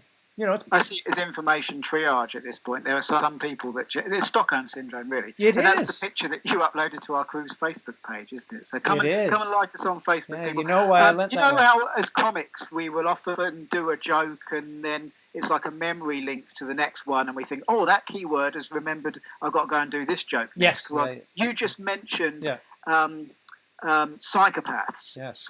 And empathy. So this brings me on. We're now into the section about impacts of this, and I want to preface this by saying that I'm totally aware that the death rate may not be as low in Britain as the models predicted for a number of reasons. One of which the lockdown may well a lot of fat cunts out there. Help. A lot of fat cunts. Sorry, did you? Oh, sorry. Sorry about that. may well have helped. I also was it the smoking? Did the smoking help? Sorry, what was that? Was it the children smoking that helped? What I'm trying to imagine what you're going to say that's a benefit. Oh, it's got an absolute corker for it. I just want to preface this by saying that at this point, when we say that there may be a benefit to ending the lockdown, we're not saying that more people may not get the virus, may not die as a result of that. Yes. What we're saying is the potential we just want to make people aware there may be a potential that continuing the lockdown may actually cause more deaths, and that a strong economy is linked to not dying. So there's both, again, it comes back to that pro wrestling paradigm. Just because I'm pointing out that there is benefits to ending the lockdown, or potential benefits, I'm not denying that there are also benefits to keeping it going. Yes. I'm just pointing out that there is an argument to be made on both sides. So speaking of psychopaths, we've got other things that hospitals are happening as a result of COVID-19. Yeah. This is from the Mirror. It made me a little ill, if I'm honest. This is from the 11th of April. Coronavirus. This is by Grace McCaskill and Geraldine McKelvey. Coronavirus. Sick kids' parents asked to sign do not resuscitate orders if they get the bug. So exclusive. So shocked parents are asking if their kids' lives are thought not worth saving, as most vulnerable are asked to sign don't resuscitate forms amid coronavirus crisis. But don't worry, our government loves us. Yeah, you know what they want, Jim, is that they want they want nobody. It's not. I think they're playing a bit of almost of identity politics there to make it seem like it might be a personal decision. It's not a personal decision. They don't want to resuscitate anybody in any. Can you move your head back that way a bit, Jim, while you're dying? While you self Heimlich? Move your. When you take a sip of water. I do. I watched it happen. I watched it happen. I might have to call 911 and tell them you live in Eastbourne, but not really. Don't say move your head God. over. Move your head over. Move your head over. Jim. Move your head over again. You've moved. Sorry. Yeah. There you go. Yeah, perfect. Yeah, that it's almost playing a bit of identity politics to consider that it's a personalized decision applied, whether it's to a kid or as we know to elderly, the do not resuscitate orders. The fact is they don't want to interact with anybody who they believe even lightly has COVID-19 to whatever manifestation of symptoms that they believe it to have or that has informed their diagnosis. So, and this comes in some ways back to the PPE issue as well, because it's that they don't have the necessary gear and gowns to be 100, like we saw, 100% protected of the doctors say in mid-January in Wuhan, where they all looked like, fucking NASA astronauts and they were wearing diapers and fucking living at work. That, we knew that that's the type of coverage that was necessary to deal at close quarters with these things. And when you've got, as earlier in the episode, nurses wearing Glad bags as their PPE, the last thing they're going to be wanting to do is, giving any administration of emergency medicine to somebody who's coughing and sputtering or, releasing fluids, to the degree that that they're paranoid. We're dealing with with a zombie film type of paranoia, Jim. And if I can just go back to when you earlier said that, there's an argument that staying locked down has its own benefits against not staying locked down, which has its detriments that you and I know are accruing every day, becoming, more and more manifest and more impacting. But the one benefit to that is even if there's second or third waves, we know that there can't be as big a backlash. Even if there's a flare-up, if they started to reduce restrictions, if they let us out, even if there's a flare-up, we know that there won't be any advanced or amplified numbers from nursing homes across the UK, but mostly in England, because all of them are dead. So, there's some positives. You gotta look at the positives. There's no... I don't think for a second this is the doctors wanting to do this of their own accord. And I'll read the article here. The National Institute for Health and Care Excellence. Oh, what an excellent job they're doing. Totally. You got to hop, skip, and jump to work when you got Ministry of Truth has told everyone feeling excellent to assess people with learning disabilities, autism, or cerebral palsy on a clinical frailty scale, meaning some would be denied hospital treatment. How excellent that is, Craig. Oh. Wow. That's madness. So, and let me continue. 9th of April, this is from BBC News. Coronavirus, autistic support group told it needed DNR orders. So, a GP surgery which said autistic adults should have plans to prevent them being resuscitated if they become critically ill has been criticised. Oh, criticised! You're really popping on the mic.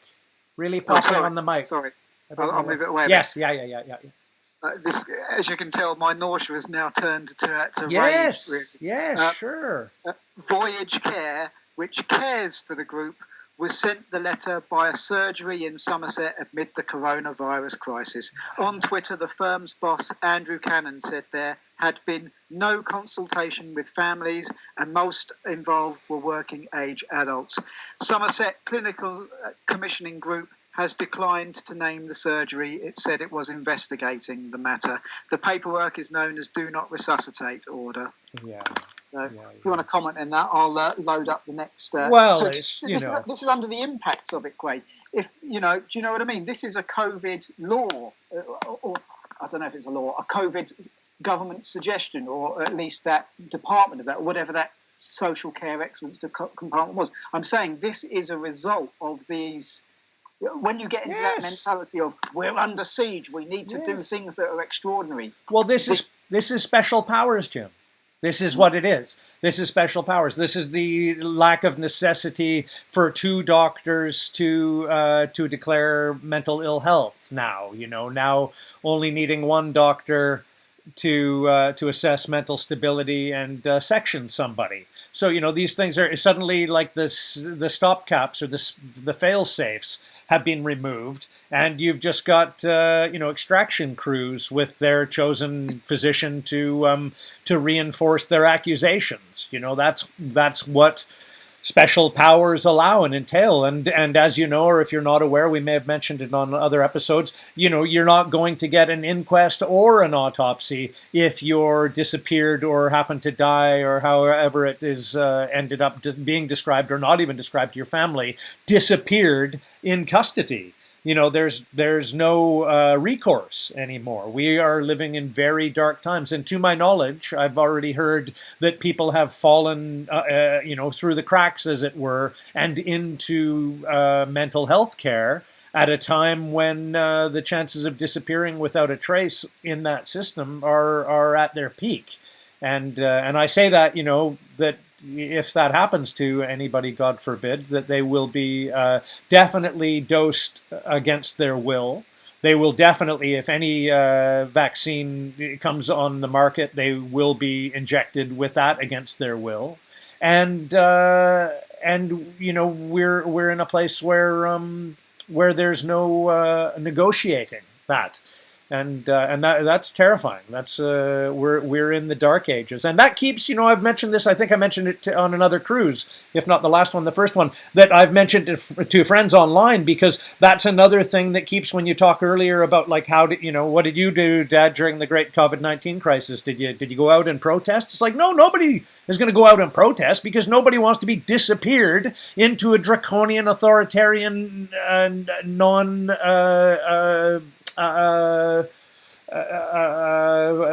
what's the term when you don't have any responsibility or accountability, a non-accountable system. Nobody wants to go down and protest in the flesh in these circumstances, because your life is worth less than shit on a shoe, and people know that. It's a sad reality, but it also keeps us locked in our homes. Yeah. And again, I'm going to read out from the FT now. The world economy is now collapsing. And people go, oh, who cares about money? Yeah. Money makes the world go round. And part of that world going round is food supplies. And if you get out of food supplies, you get starvation.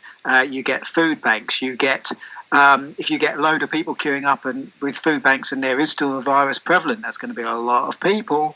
In an enclosed space. When you get starvation, you get crime. So you have to think more than one-dimensionally here. It's not about the money. It's what money makes the world go round. And exponentially. Isn't it?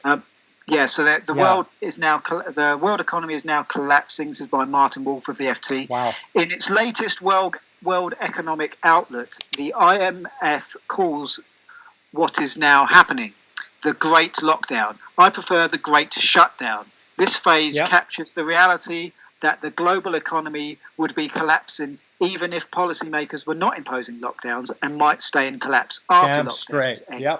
Yet, whatever we call it, this is clear. It is much the biggest crisis the world has confronted since the Second World War, and the biggest economic disaster since the Depression of the 1930s. The world has come into this moment with divisions among its great powers and incompetence at the highest levels of government of terrifying proportions. We will pass through this, but into what? Absolutely. And if I can just cut that right off at the nuts, and it might not even be related to the author, but I revealed, I was quite even shocked to find it myself, Jim, and we can put it again in the bibliography of this show. Today, a Financial Times article regarding the flu and COVID-19, but they had also referenced the 2017-2018 winter death, as it was described, flu death statistics of the UK that overshot the mark by nearly 50,000 in the too many column, right? Like actual deaths under 500 reported deaths 5,100 type of thing. Like 150 times multiplicity in overstating the numbers. I always have to overstress that 150 because you mistakenly sometimes, or my mind does, goes into like 150%.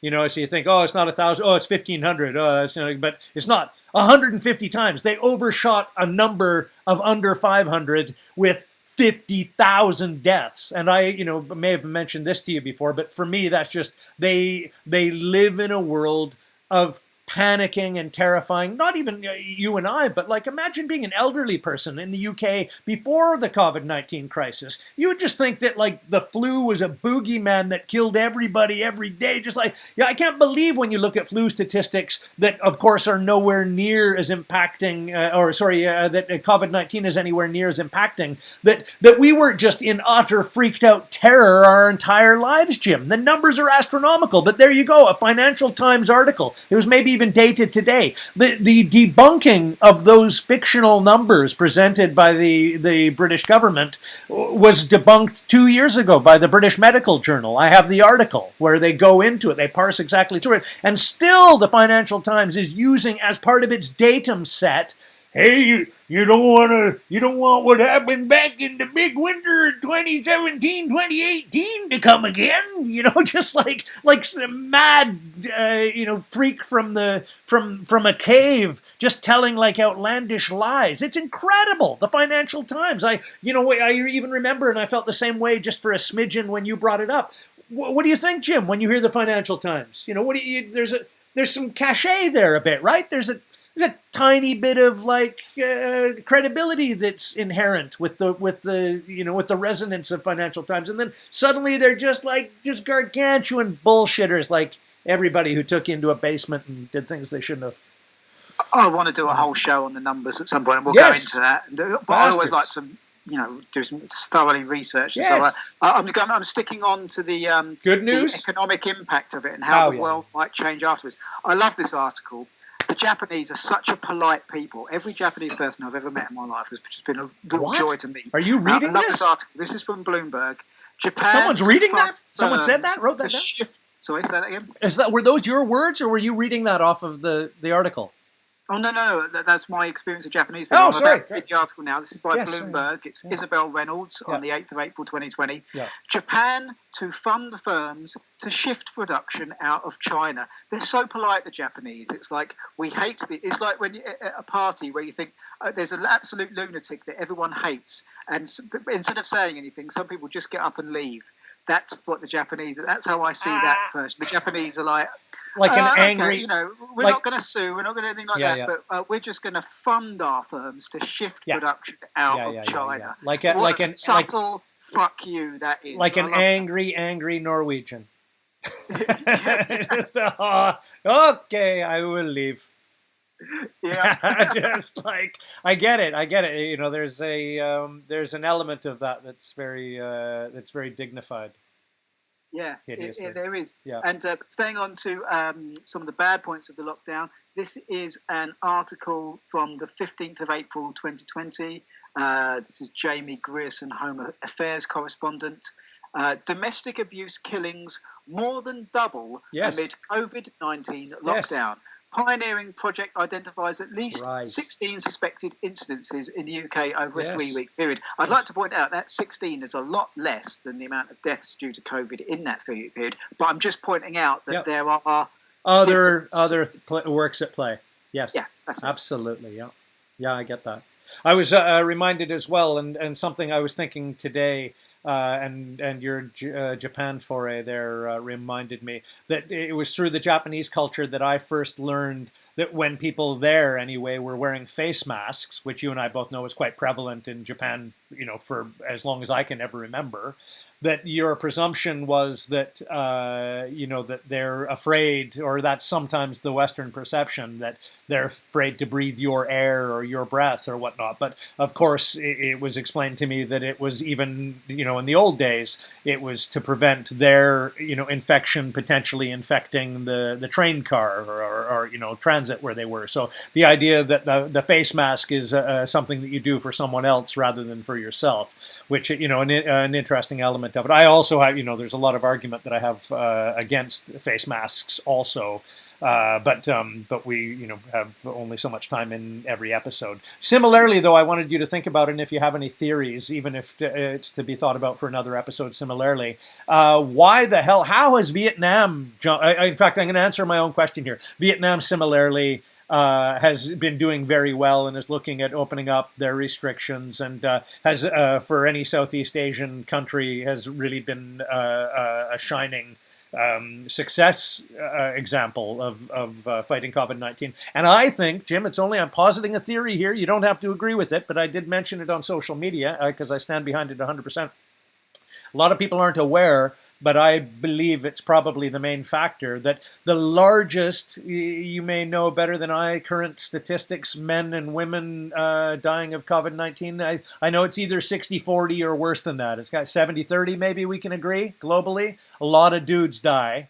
But also, the majority of people who die that are also dudes are older dudes. And the one thing, in my visits, several to both North and South Vietnam, one thing that you will notice quite obviously, and obviously as an observation as an outsider, because you notice it because it's so prevalent or impacting, the one thing that Vietnam, both North and South, is missing is older men.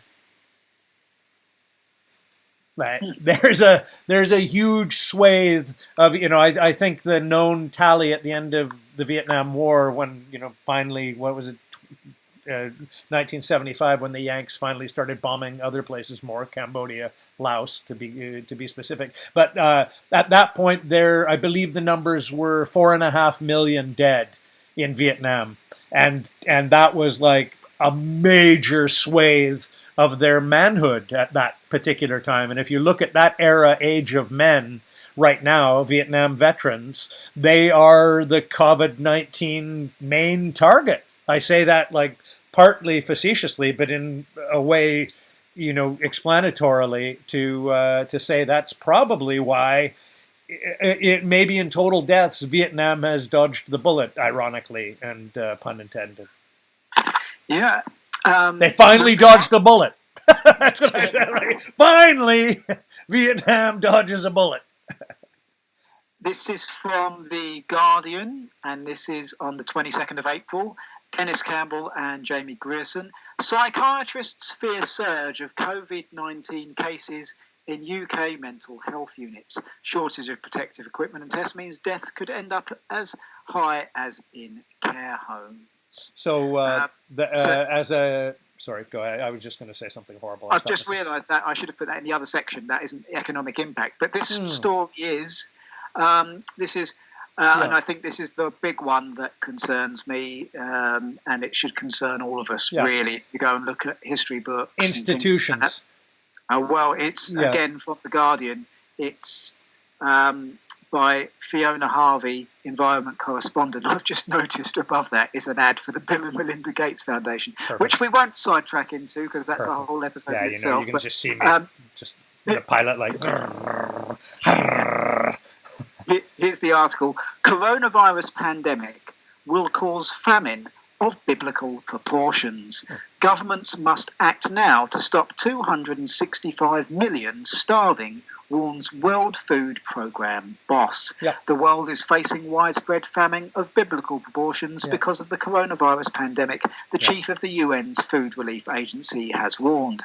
Well, with a short hiding time his to glee. act before hundreds of millions starve. I'll read that again. With a short time to act before hundreds of millions starve. Now that is a number of deaths that way outweighs the infections of COVID. Totally. And and growing every day. Like, they're graphing it. I saw graphs today. I'm not, not going to bring them up, but I'm sure people out there have also seen where they're, of course, because some columns are down, right? Like there's less car accidents. There's less cars on the road. It's like there's less people drowning in the sea because they're not swimming in the sea. But when you get to like undetected cancers and suicides and the astronomical, what was it last week? We mentioned 22 to 25 million unemployed in the States. And numbers percentage-wise similar in British culture and in Canadian, Australian, Kiwi, where we're keeping track of cultures. People are stressing out. They have no end game. The Yanks have no. I don't know if you've seen that guy. He's wonderful on social media. A guy named Vic, a New York guy that's just like screaming.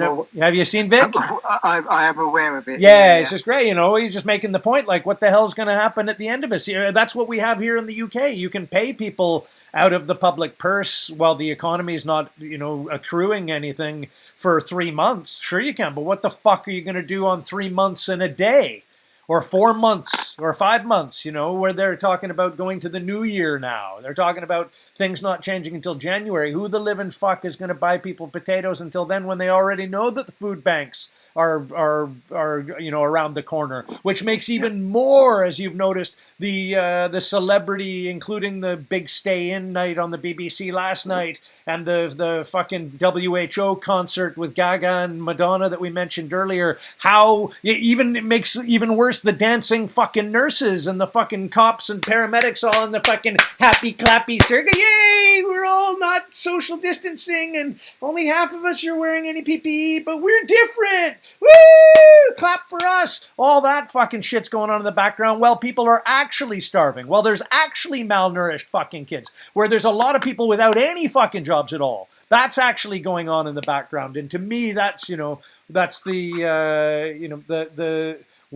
going to happen in 4 months, Jim? What's going to happen in October, November, December? The World Food Programme, right. He says 265 million. Craig, let's just hope and pray that the guy that made the model of that prediction, 265 million starving, is Neil Ferguson. And he was Neil Ferguson. He was using Neil Ferguson's robot. Exactly.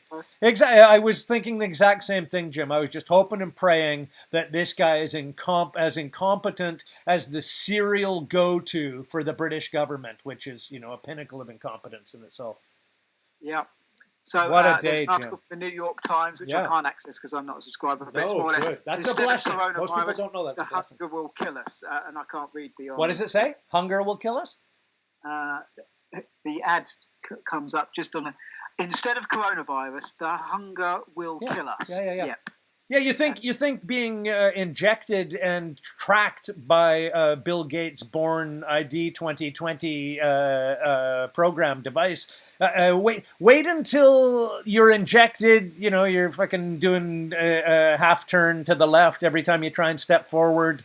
Shitting in your hand, rubbing it on the walls, whatever's going on in your life after you take his injection. Then you gotta find a way to buy food from the asshole. That's another element of it. It could be a whole show on its own, Jim, you and I to go into that Gates is involved deeply also in food production, in Monsanto. Is behind, that's a podcast waiting. Yes, the guy owns patents on seeds coming out the fucking wazoo. So he's actually involved in our food procurement, which is behind, which is part of the cascading avalanche of human misery that follows part of his orchestrating, at least, if not manipulating, massaging the real numbers, if he had nothing to do with the outbreak to begin with. If he's only reacting to the outbreak and presenting plausible scenarios of dealing with it, it's still nefarious as fuck that he's even involved to that degree. But then when you get to the point that it's going to, because of the mismodeling and overreaction of the lockdown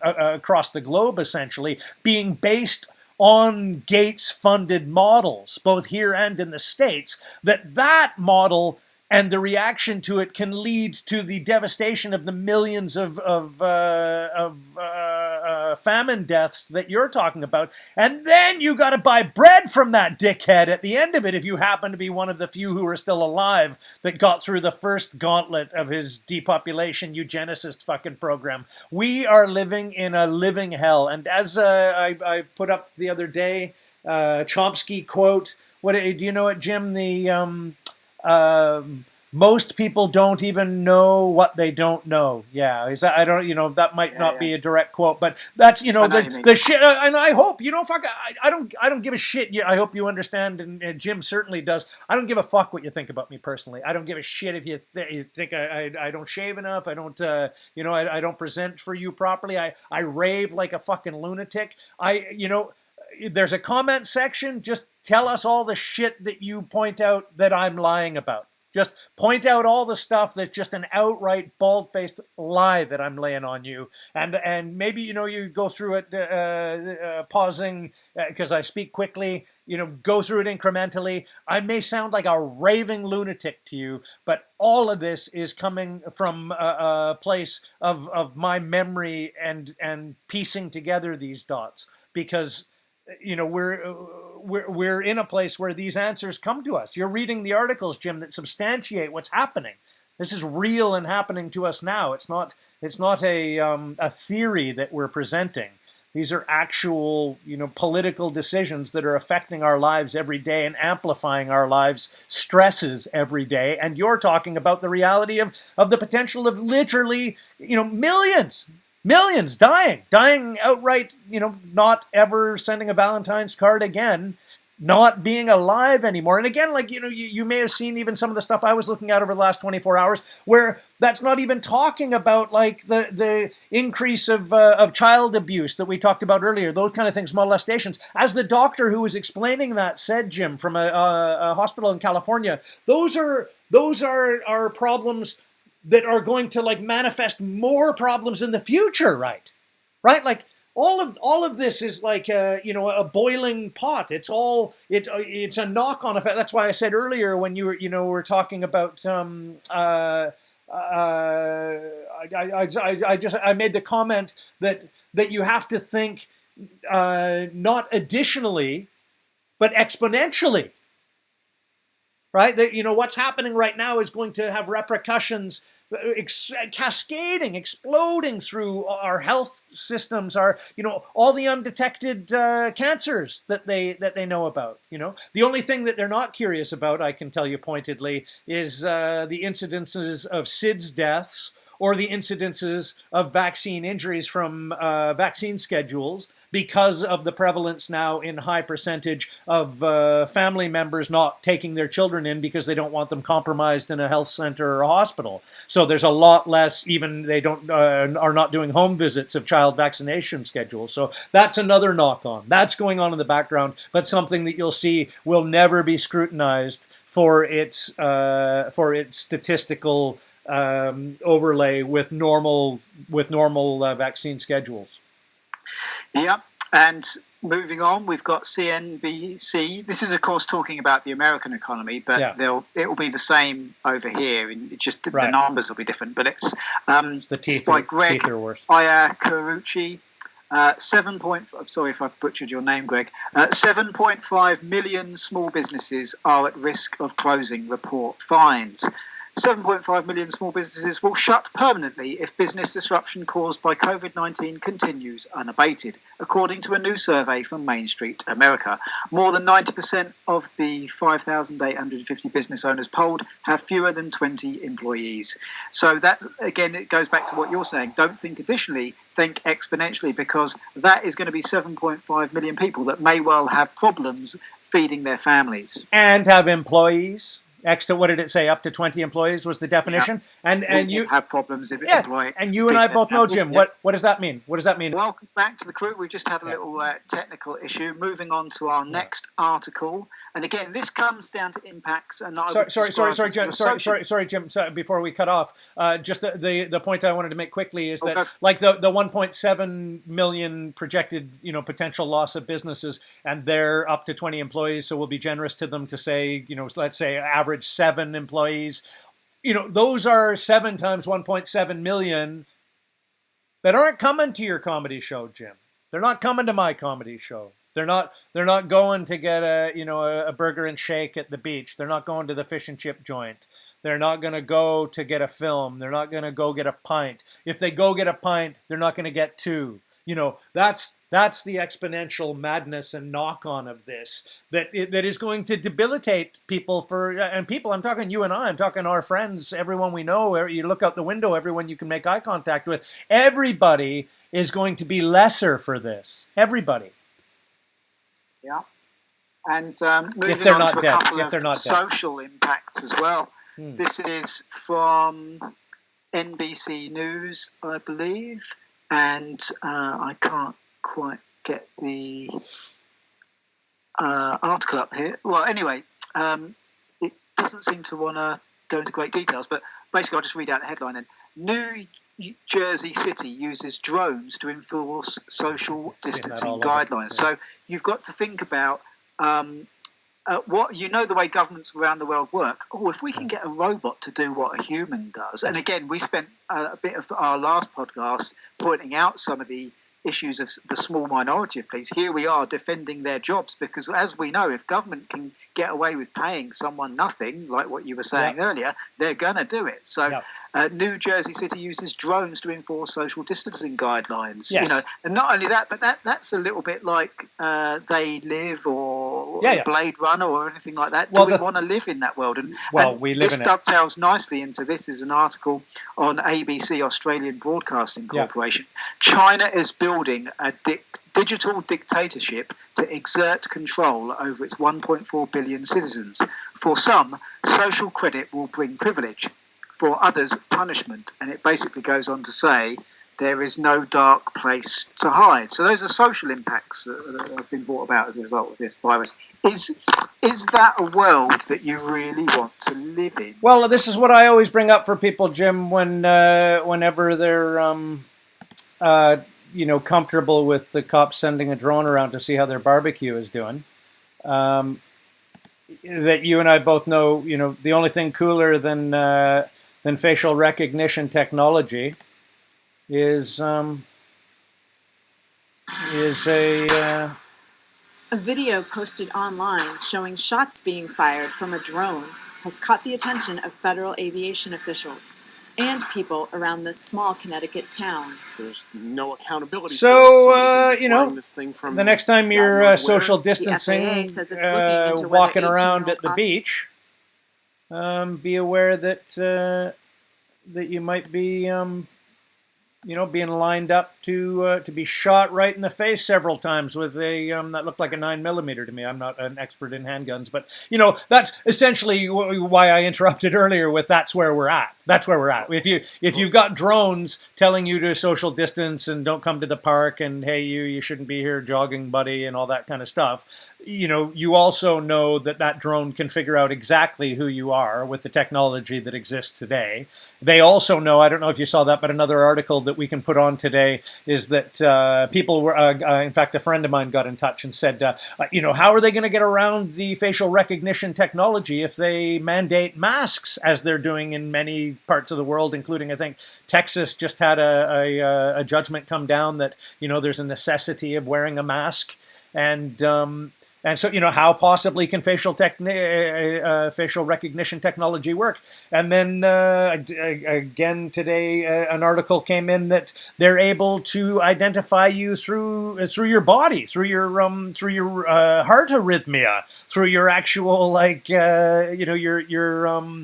your EKG, essentially. I say this to you, I of course not understanding in any way how the technology works, but I look at you and implicitly, impress upon you, Jim, that this isn't science fiction, that they're able to know who the living fuck you are with the technology they have. And if you don't think that they can stick that on the ass end of a drone and similarly just above it put a hand cannon, the chances that the government isn't already quite far along in advanced capabilities with assassinating people based on how they come up on the database, you're just being, I think, quite naive, And this is also something that hit the fan today, Jim, for me in a couple of conversations that most people I don't think are aware of, that there's a lot of people on the American side and our side as well, European side, who are all about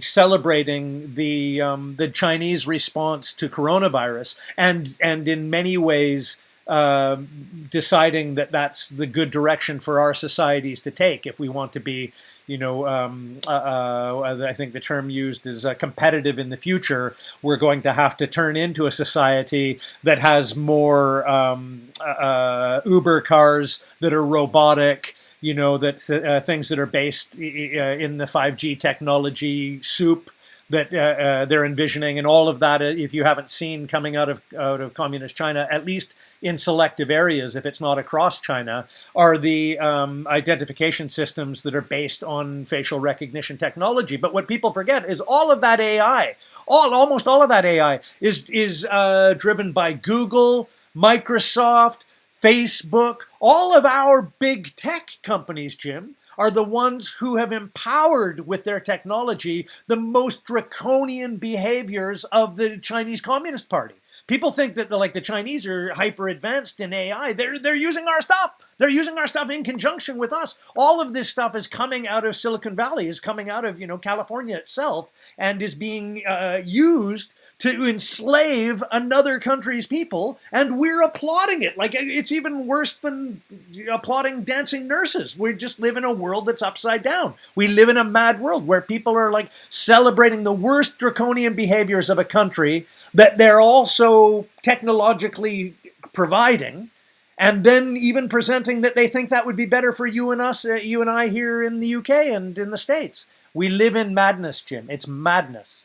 We covered last week Facebook's link to that. Did we mention that? Doctor with a Facebook link to the Wuhan lab, when they said basically it was all fake news, and the Yes. person in charge of it had that link to Wuhan. So that's on our Cruise podcast number 2. You can find us on Facebook, Cruise, Craig Campbell, Jim Grant. You put that into YouTube, put that into Facebook, you'll find our pages. Yeah. Our next article tonight is by Francis Ryan. This is from Sunday, the 19th of April. Current. Disabled people left off coronavirus vulnerable list go without food.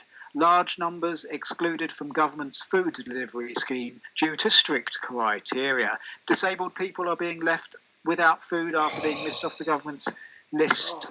The Guardian has learned. The government set up an online register billed as a way to reach extremely vulnerable households in England who have been told to shield for 12 weeks, either offering them food parcels via their local authority or liaising with major supermarkets to give priority for online delivery. I've got 2 things I'll say before I hand it over to you.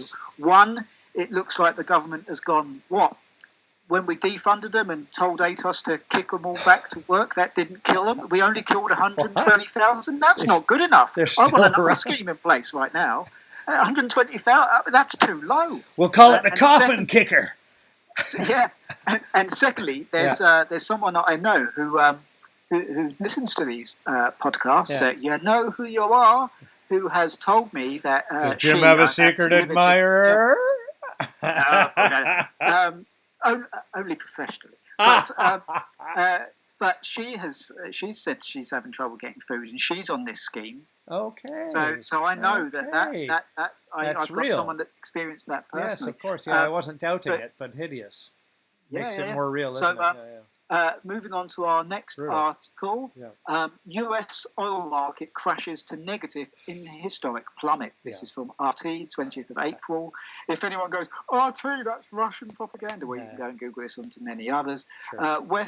Basically, I'm all for cheap petrol prices, but whenever you get a massive shock to any financial economic system like this, it's rarely going to have a good impact, because there's going to be all sorts of people relying on the oil for jobs. And by the way, I'm all for renewable energy. I've got no love for the oil sector. I'm just saying this is not good. Yeah, I've also seen studies come out this week that, and who knows who's behind them, and sure, it might be Shell Oil and Texaco, or whoever you want to use to malign the data that you don't agree with. But it was quite a comprehensive study that essentially proved that what we know already about electric cars is that the viability, sustainability in dollars and cents terms of renewable energy products is less so than carbon burning products. Yeah, basically that wind farms and sea wave capture energies and all of the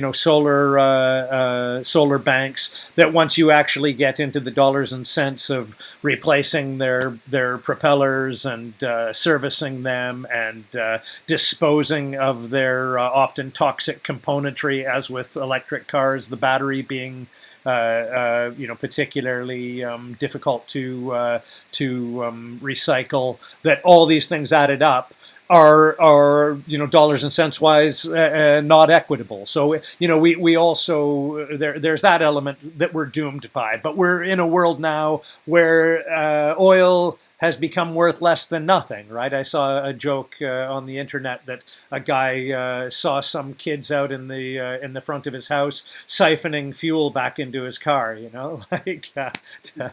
like to screw him over, right? Like we're in a place where hydrocarbons are now worth less than the price on the barrel. And whatever's going on in the background, because you do hear a lot going on in the background with the U.S. Fed, Jim, and with as we spoke earlier, with cryptocurrencies potentially being the only currencies before we know it, that however it plays into the equation, for the first time, I can't think of another time in my lifetime when it did, gold is now above £1,400 UK an ounce. So, people are definitely diving into the gold, into real gold as an escape from what looks to be, just, if you can go by the price of oil, an utter market evisceration, right? I was going to say depression, because that's already known, but I was going to leap further and just say in a Revelations type of biblical implosion of our cultures and societies and economies. Yeah. And you're not going to disagree with any of that? No. Moving on. Stop me, Jim! Stop me! Oh, God! I didn't want any of that to be true. Oh, sorry. Pubs across the UK could be shut until Christmas, as Michael Gove warns the venues will be among the last to see the government's restrictions lifted. Rack them up, Mike. Pubs across the UK could remain closed until Christmas as the country continues to control the spread of the COVID-19 pandemic. When it says continues to control the spread, it only means internally, Craig. Externally, people are coming in. We've already established that, not a problem.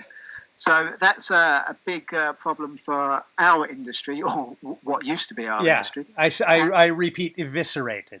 I hate to overuse the term. Was it obliterated? Which is just like, there's a big smoking black hole where our careers used to be. Yeah. Yeah. And while hey, the articles... sorry to interrupt. To some degree, Chernobyl's come back.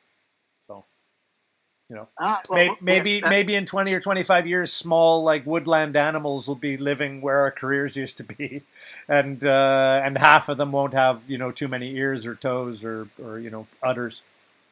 I was going to bring on an article. I can't actually read it because it's not loading, and it's got the spinning thing, which means it's definitely not going to load. Aren't they eating some of the vegetables they grow around Fukushima again? Yeah, I'm just trying to give us hope. So this is from the Express. China furious as German newspaper writes out 150 billion bill for coronavirus damages. So, I can just imagine that the Chinese obviously aren't going to pay it. And someone in China's, going to look at the Germans and go, what are they going to do, invade us? And someone's going to go, have you not read the history books, mate? So, who knows what's going to happen with that one?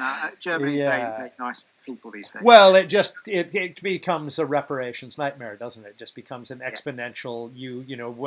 At what point are the Yanks and the Brits, going to pay for Iraq? At what point are the French and the Yanks and the Brits and everybody else who's had their dick in it going to pay for Libya? At what point will any reparations be paid to any of the historical Britain would go broke trying to pay India back. It's madness. It's just like, it's the reason why nobody pays for any of the damage that they do, is it? I think I saw a rebuttal. If you didn't, we can provide information that shows the Chinese foreign minister's rebuttal to that. Did you see some of that too? Because the Yanks, similarly to the Germans, were looking at reparations, and then they said, what about HIV? The first like guys who were banging 3,000 dudes a weekend in saunas happened in New York and LA and Chicago, not in Beijing, Shanghai, and the third other city that nobody knows from China. We're in a tit for tat response. The Chinese have a lot of argument against, especially British American, Anglo American behavior in China. There's a lot of reason to believe we still owe them some change. Yeah. And that concludes our impact section. I think we should just skip the general COVID news, and we'll catch up with that on another podcast, because I don't know how long we've been going now, but quite a while. I would think, and we'll just go on into the good damn news? Yeah, just go on to the more weird, wacky kind of stuff. Tell us. In other times, people would go, wow, that's pretty big, but in COVID-19 times, it seems to have slipped under the radar. Yeah. So Page 32. This is from February the 27th. Navy arms destroyers with new laser weapons. This is Fox News by Chris Osborne. Yay! Enemy drones over the ocean could track and surveil US Navy ships, designate targets for aircraft or maritime attacks, or even fire dangerous weapons themselves at surface ships. The reality is one of the many key reasons the Navy has now installed a new counter-drone Dazzler laser weapon aboard one of its destroyers for the first time. Give them the Dazzler! So we've now Are you got sure, sir? laser weapons in the world. You're not going to bring out the Dazzler. And then another one here. This is from the Mail Online. This is from the 21st of February. Again, I've sort of gone through my archives of all the stuff that's gone under the radar. Yeah. Scientists discover breathable oxygen in a galaxy outside of the Milky Way for the first time. The only problem is it's 581 million light years away. But we've discovered breathable oxygen in a galaxy outside of the Milky Way. That's pretty cool. Yeah, isn't it? Yeah. And then, do you want to comment on the laser one while I bring up? Well, it reminds me of the Stingray. Do you know the Stingray? Do you recognize the Stingray? Only from the TV shows. Yeah, it's a device that I think it's mainly Yanks, but it probably works here as well, where they're able to eavesdrop on and I believe also block transmission of cellular technology. So essentially, they can figure out if the drug dealer they're looking for is in his apartment and on his phone, or if his phone is there. And it's interesting because they use it most often in that type of scenario, but they also, when challenged in court to provide their evidence for their, at the time being challenged, unlawful entry, they have chosen to forfeit the trials they're involved in to not reveal their technology, Jim, interestingly. So they have a device that they can block out everybody's chat and find out exactly who is chatting and where they're geographically located. But it's so sweet a bit of technology that they don't want to let anybody know about it at the expense of losing of trials falling through, which shows you how much they care about drug trials in the States. But how the Dazzler might come into to foil opponents is well. It's a mystery technology in itself. I'm not even sure if I'm visualizing what it's capable of properly against what it's defending against. Speaking of new technology, this is an article from the Express on the 10th of February. Are they? Do the chicks get their tits out in that? Plasma-powered 100,000 mile per hour rocket engine halving Mars travel time. A prototype of a British-built plasma-powered rocket engine which could propel spacecraft at 100,000 miles per hour, thus halving journey times to Mars, has been tested successfully in the UK. Well, hey, the Brits say we don't. We may not make PPE anymore, but we can make rocket engines. I do apologise. We do make PPE. We just sell it to other countries. Yes, yeah, you undermine your own procurement process. I won't hop on that bandwagon though, Jim, because I've always appreciated that there's if there's any stereotype that I do love and so appreciate about the Brits is the tradition, would you call it? I'll give you the term, and then you tell me what it is. The Great British Boffin. I love. Good term. There's like a technological eccentricity to the British mind. And I say this that I support it because there's a couple of different bespoke bicycle componentry manufacturers in the UK that are world class and world famous. Hope being one of them, Royce, bottom brackets being another one, and Middleburn cranks being a third one, that are just like, people working in their little shed and just making entirely backed up by guarantee and warranty amazing league-leading product. And one of the other ones that I'll never again undermine the great British inventive mind is, not many people are aware that the entire concept of the bullet train that's used in Japan and Germany, the maglevs particularly, that's British technology. That's like something that the Brits haven't even used on their own soil, but they're the brains that created the concept in the first place, and it proliferated around the world. So as much as I love to gang pile on you pricks, Jim. Fuck Jim. If I see someone like beating on the back of even if I just see a bit of a flag, and that's got to be British. Maybe I can't tell exactly, but I'll just get right at the ring. Yeah, two more for you, you asshole. I can't do it when it comes to like technological prowess, and even though the influence may be lesser, maybe understated, there's a technological affinity that I do admire and respect. So we've got some. Speaking of ingenuity that you probably admire and respect. Hope so. This isn't from. Is this that England? Elon Musk prick sending his fucking jewels into the sky every fucking night, and people clapping like seals as they're about to get radiated to death? It's like clapping as you're being put in a giant microwave. Yeah, right, cool. What's that? Is the door closing? I've never heard doors close before. Where are my sunglasses and my shoes? Madness, Jim. We live in madness. Sorry. Speaking of madness, yes. This is from Time, and this is an article. Doesn't seem to have. I can't find the date, but no, I can't seem to find a date. But an 11-year-old hacked into a US voting system replica in 10 minutes. A particularly alarming hack was carried out at the DEF CON Hackathon conference over the weekend by an 11-year-old boy. Wow. He managed to hack into an imitation Florida state voting website and change the results of the election in fewer than 10 minutes. Wow. DEF CON is the world's largest hacker conference held annually in Las Vegas, where hackers and cybersecurity experts try to break into all kinds of computer security systems, highlighting how easy it can be to manipulate software and hardware. Amazing. An 11-year-old.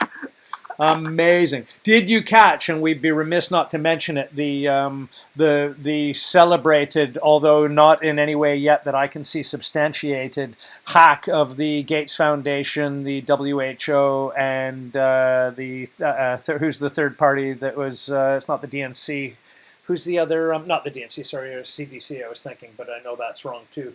Who's the third? We can't possibly condone any hacking behaviour on our podcast. Almighty YouTube, forgive us our sins. Who the hell is the third company that was believed hacked with the WHO and the Gates Foundation? And again, I've not seen anything that substantiates it. That I only thought of it because you think of the hacker convention. How much of what we're seeing now is just disinformation, or a presented hack, or like the program that you led the show off with what was the name of it? The 2016 simulation exercise. Oh, Cygnus, I think. Cygnus, yeah. Like there's no reason to think that there's any authenticity these days to things that are like hacked. I have we could have wonderfully as a guest. We were talking about that before this show, and that's something that we'd like to certainly do in the cruise in the future, or at least in like special episodes. Jim and I can interview personalities that we have gravitated to over the years and respect and enjoy. And one of them for me is a hacker that had told me, and you probably heard this yourself from gifted hackers like the one you were just talking about, Jim, that if it's online, they can get it. It's essentially why cryptocurrency is not worth the numbers that you're looking at on your screen, because the purses that you need to hold your money in are penetrable through hacking, right? There's no reason to think that any numbers that you see on your computer screen, no matter what database you've decided to archive it in, isn't accessible with the proper targeting of a hack. And that's just like a known truism. To my knowledge, in the hacking community, if it's online, they just need time, Or an 11-year-old. Or an 11-year-old, yeah, absolutely. Well, and of course, if you're not aware of already, but you can extrapolate your mind to presume, if you weren't aware of it, that's of course what organized crime is using, Jim, right? What, you mean the Clinton Foundation? As well. I'm talking about. I'm talking about. Not that organized crime. No, I'm talking about all organized crime, including the Catholic Church. I'm talking about organized crime on every definable level is utilizing children in all of their goings on. So of course, in the same way that drug dealers would, who delivers drugs, kids, people who aren't penetrable by the law. So why, if you're using information as your currency, children as hackers are much easier to control than adults. I think you'll agree. Hideously, but now we're on to human trafficking and all that garbage. Well, we'll come on to two articles that concern Mars. We'll just touch on them briefly. Okay. First one is from the Mail, and this is from the 5th of March. Life on Mars, organic molecules discovered on the red planet by NASA Curiosity rover are consistent with alien life. Thiophene molecules contain carbon and sulfur, which are essential for life. And again, all these articles, if you want to go... I can tell you in this house, carbon and sulfur has been responsible for near deaths a couple of times. Yeah. Did you do that? Dovetail that onto this. This is an article from the New York Post, which I think originally got it from the Sun. Yeah. Couldn't bring myself to bring up a Sun article because of what circular, they did at Roswell. But New York Post... Yeah. Very NASA credible. photo reveals mysterious hole in Mars that may contain alien life.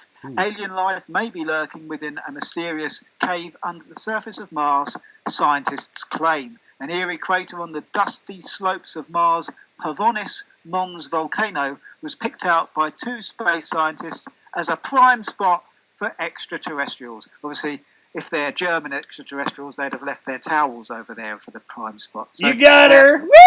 You got it in! You got it in! you got the Germans at the beach joke in! Woo! Yeah. I only caught little bits of that because as soon as you said Mons, all I could think of was just that wonderful little the little bump on a shaved vagina, the Mons. So that's the topographical term, isn't it? This is a perfect link. Speaking of shaved vaginas, Craig, and I share we have not scripted. You got a big hole on Mars. There's a Mons there. Oh no, I've got a better one. This is from the 9th of March. This is from the 9th of March. Is it wet too? This is by Martin Pengelly and Kenya Evelyn and Caroline Davis. This is from The Guardian. Oh. Prince Andrew won't voluntarily cooperate in Epstein inquiry, prosecutor says. Oh, what a shock. I'm flabbergasted. I really thought he was going to. And I thought the FBI was there to solve crimes, not just collect contraband and blackmail people as it was designed to from the very beginning when the transvestite first created it. I wouldn't expect that Mr. Andrew the prince is in any way worried about giving testimony now that they've, what was it, 2 weeks ago, have basically made plain that nobody has to stand criminally responsible for anything based on the pre-sentencing deal that Epstein had from Florida, right? Did you catch that when that came in the mail? It was a big bombshell that came a couple of weeks ago. Essentially, the long and the short of it is that Ghislaine Maxwell and none of the other named parties will see anything close to justice at all. In fact, so none of them are under criminal threat, which is quite incredible. And certainly that has to trickle down to Prince Andrew. I can't imagine that if Ghislaine doesn't have to worry about being in the nick, that he would.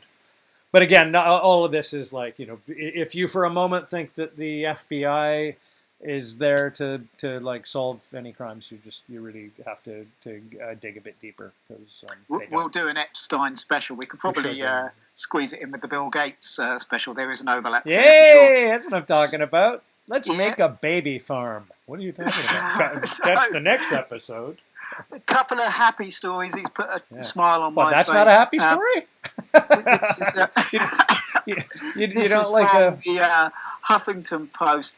It's by Johan Jones, Huffington Post US, and it is it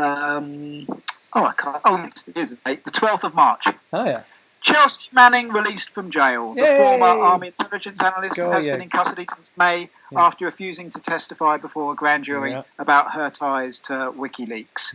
And Manning, on Thursday, Judge Anthony J. Traeger ordered Manning's release, saying her testimony was no longer needed. And moving on to our other happy story, 10th of March 2020. Second patient cured of HIV, say doctors. What? This is from BBC by Michelle Roberts.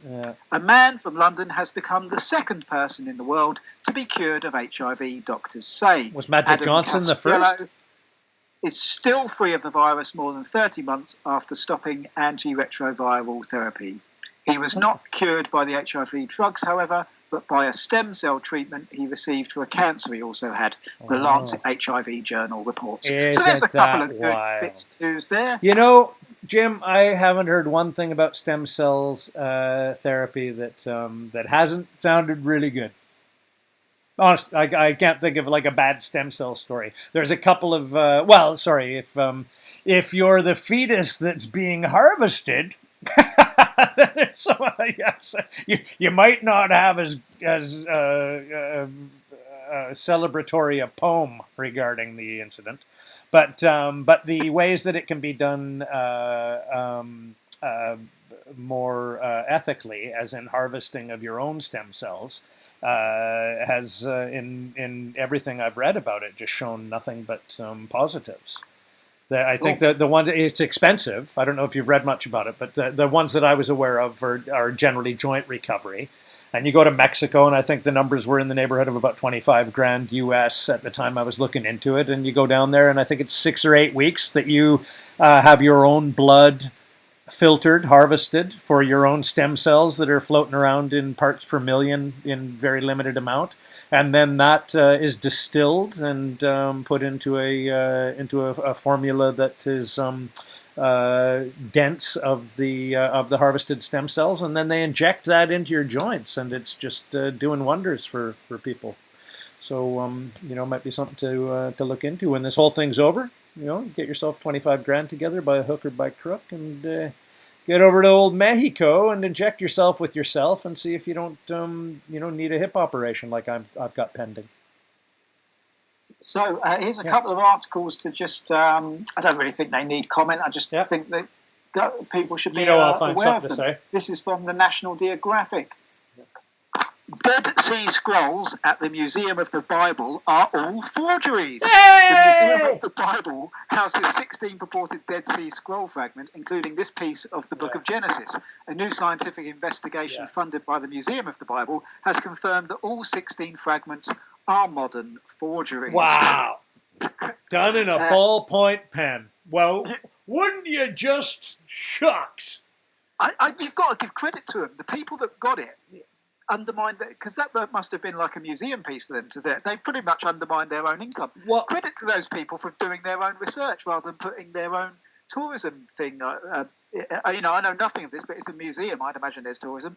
Credit to people for actually going for the truth on that one. Apart from that, I know nothing more about again, it. Jim, I have to interrupt and just say all these things seem to me to be. I just look for the ulterior motive. There's no reason why truth should ever bubble to the surface. The clique that is archaeology global. I find this actually very curious in my own life, just because I think we spoke earlier, you may know, but in 2015, I went to Bosnia-Herzegovina, a place called Visoko, just north of Sarajevo. Put the old 3 Series down into Croatia and drove into Bosnia-Herzegovina and just, driving through minefields and madness, really a mad drive, but got to where there is celebrated, and I would 100% concur that there are undiscovered or unrecognized in some circles of science pyramids. Yeah, I've heard about that. Yes, and I can say that I believe them to be real because I've been to them, but also because I believe them to be real by what they by the analysis of them. But regardless of all that, I realized that Western archaeology doesn't recognize them as authentic, and to me that just fractures between Eastern and Western hemispheres of the world, as in the Russian sphere of influence and the Western American, Anglo-American sphere of influence. It's the only thing that makes sense to me, because otherwise you just have teams that are from Finland, Japan, I forget where the other, analyzing archaeologists that have concurred that yes, of course, they're man-made, they're man-made structures, and they're symmetrical and they're aligned, and there's a billion different reasons why they are authentic pyramids that don't even involve what they look like, to be fair. But regardless, it just made me realize, Jim, that you and I both know that what's the truth anymore doesn't matter. It's what is recognized. Talking about the Bosnian pyramids, I'm just going from memory from having studied this years ago. They were very excited because weren't they able to do an accurate dating process of the concrete that held the slabs together or something? I mean, what you were saying there before it just cut out was the difference between reality and what is said as reality. What I find exciting now is that people like Dr. Graham Hancock, whose theories were ridiculed over the years, have now been forced into the mainstream, because he goes on the Joe Rogan podcast. Everyone listens to him, sees that he's right, listens to the skeptics, goes, no, that just sounds like bollocks to me. And all these professionals all over the world were getting laughed at by people that go, no, I've seen Hancock on the, you're wrong. Yeah. So there comes a point when all these people go, we're the mainstream, and then no one watches them at all, and the whole world just bypasses them completely and goes to the actual research. So I think there's actually some movement, a bypass of reality and the blockade of reality. Just a quick thing on this. The whole point of science is to question yourself. Otherwise it doesn't move forward.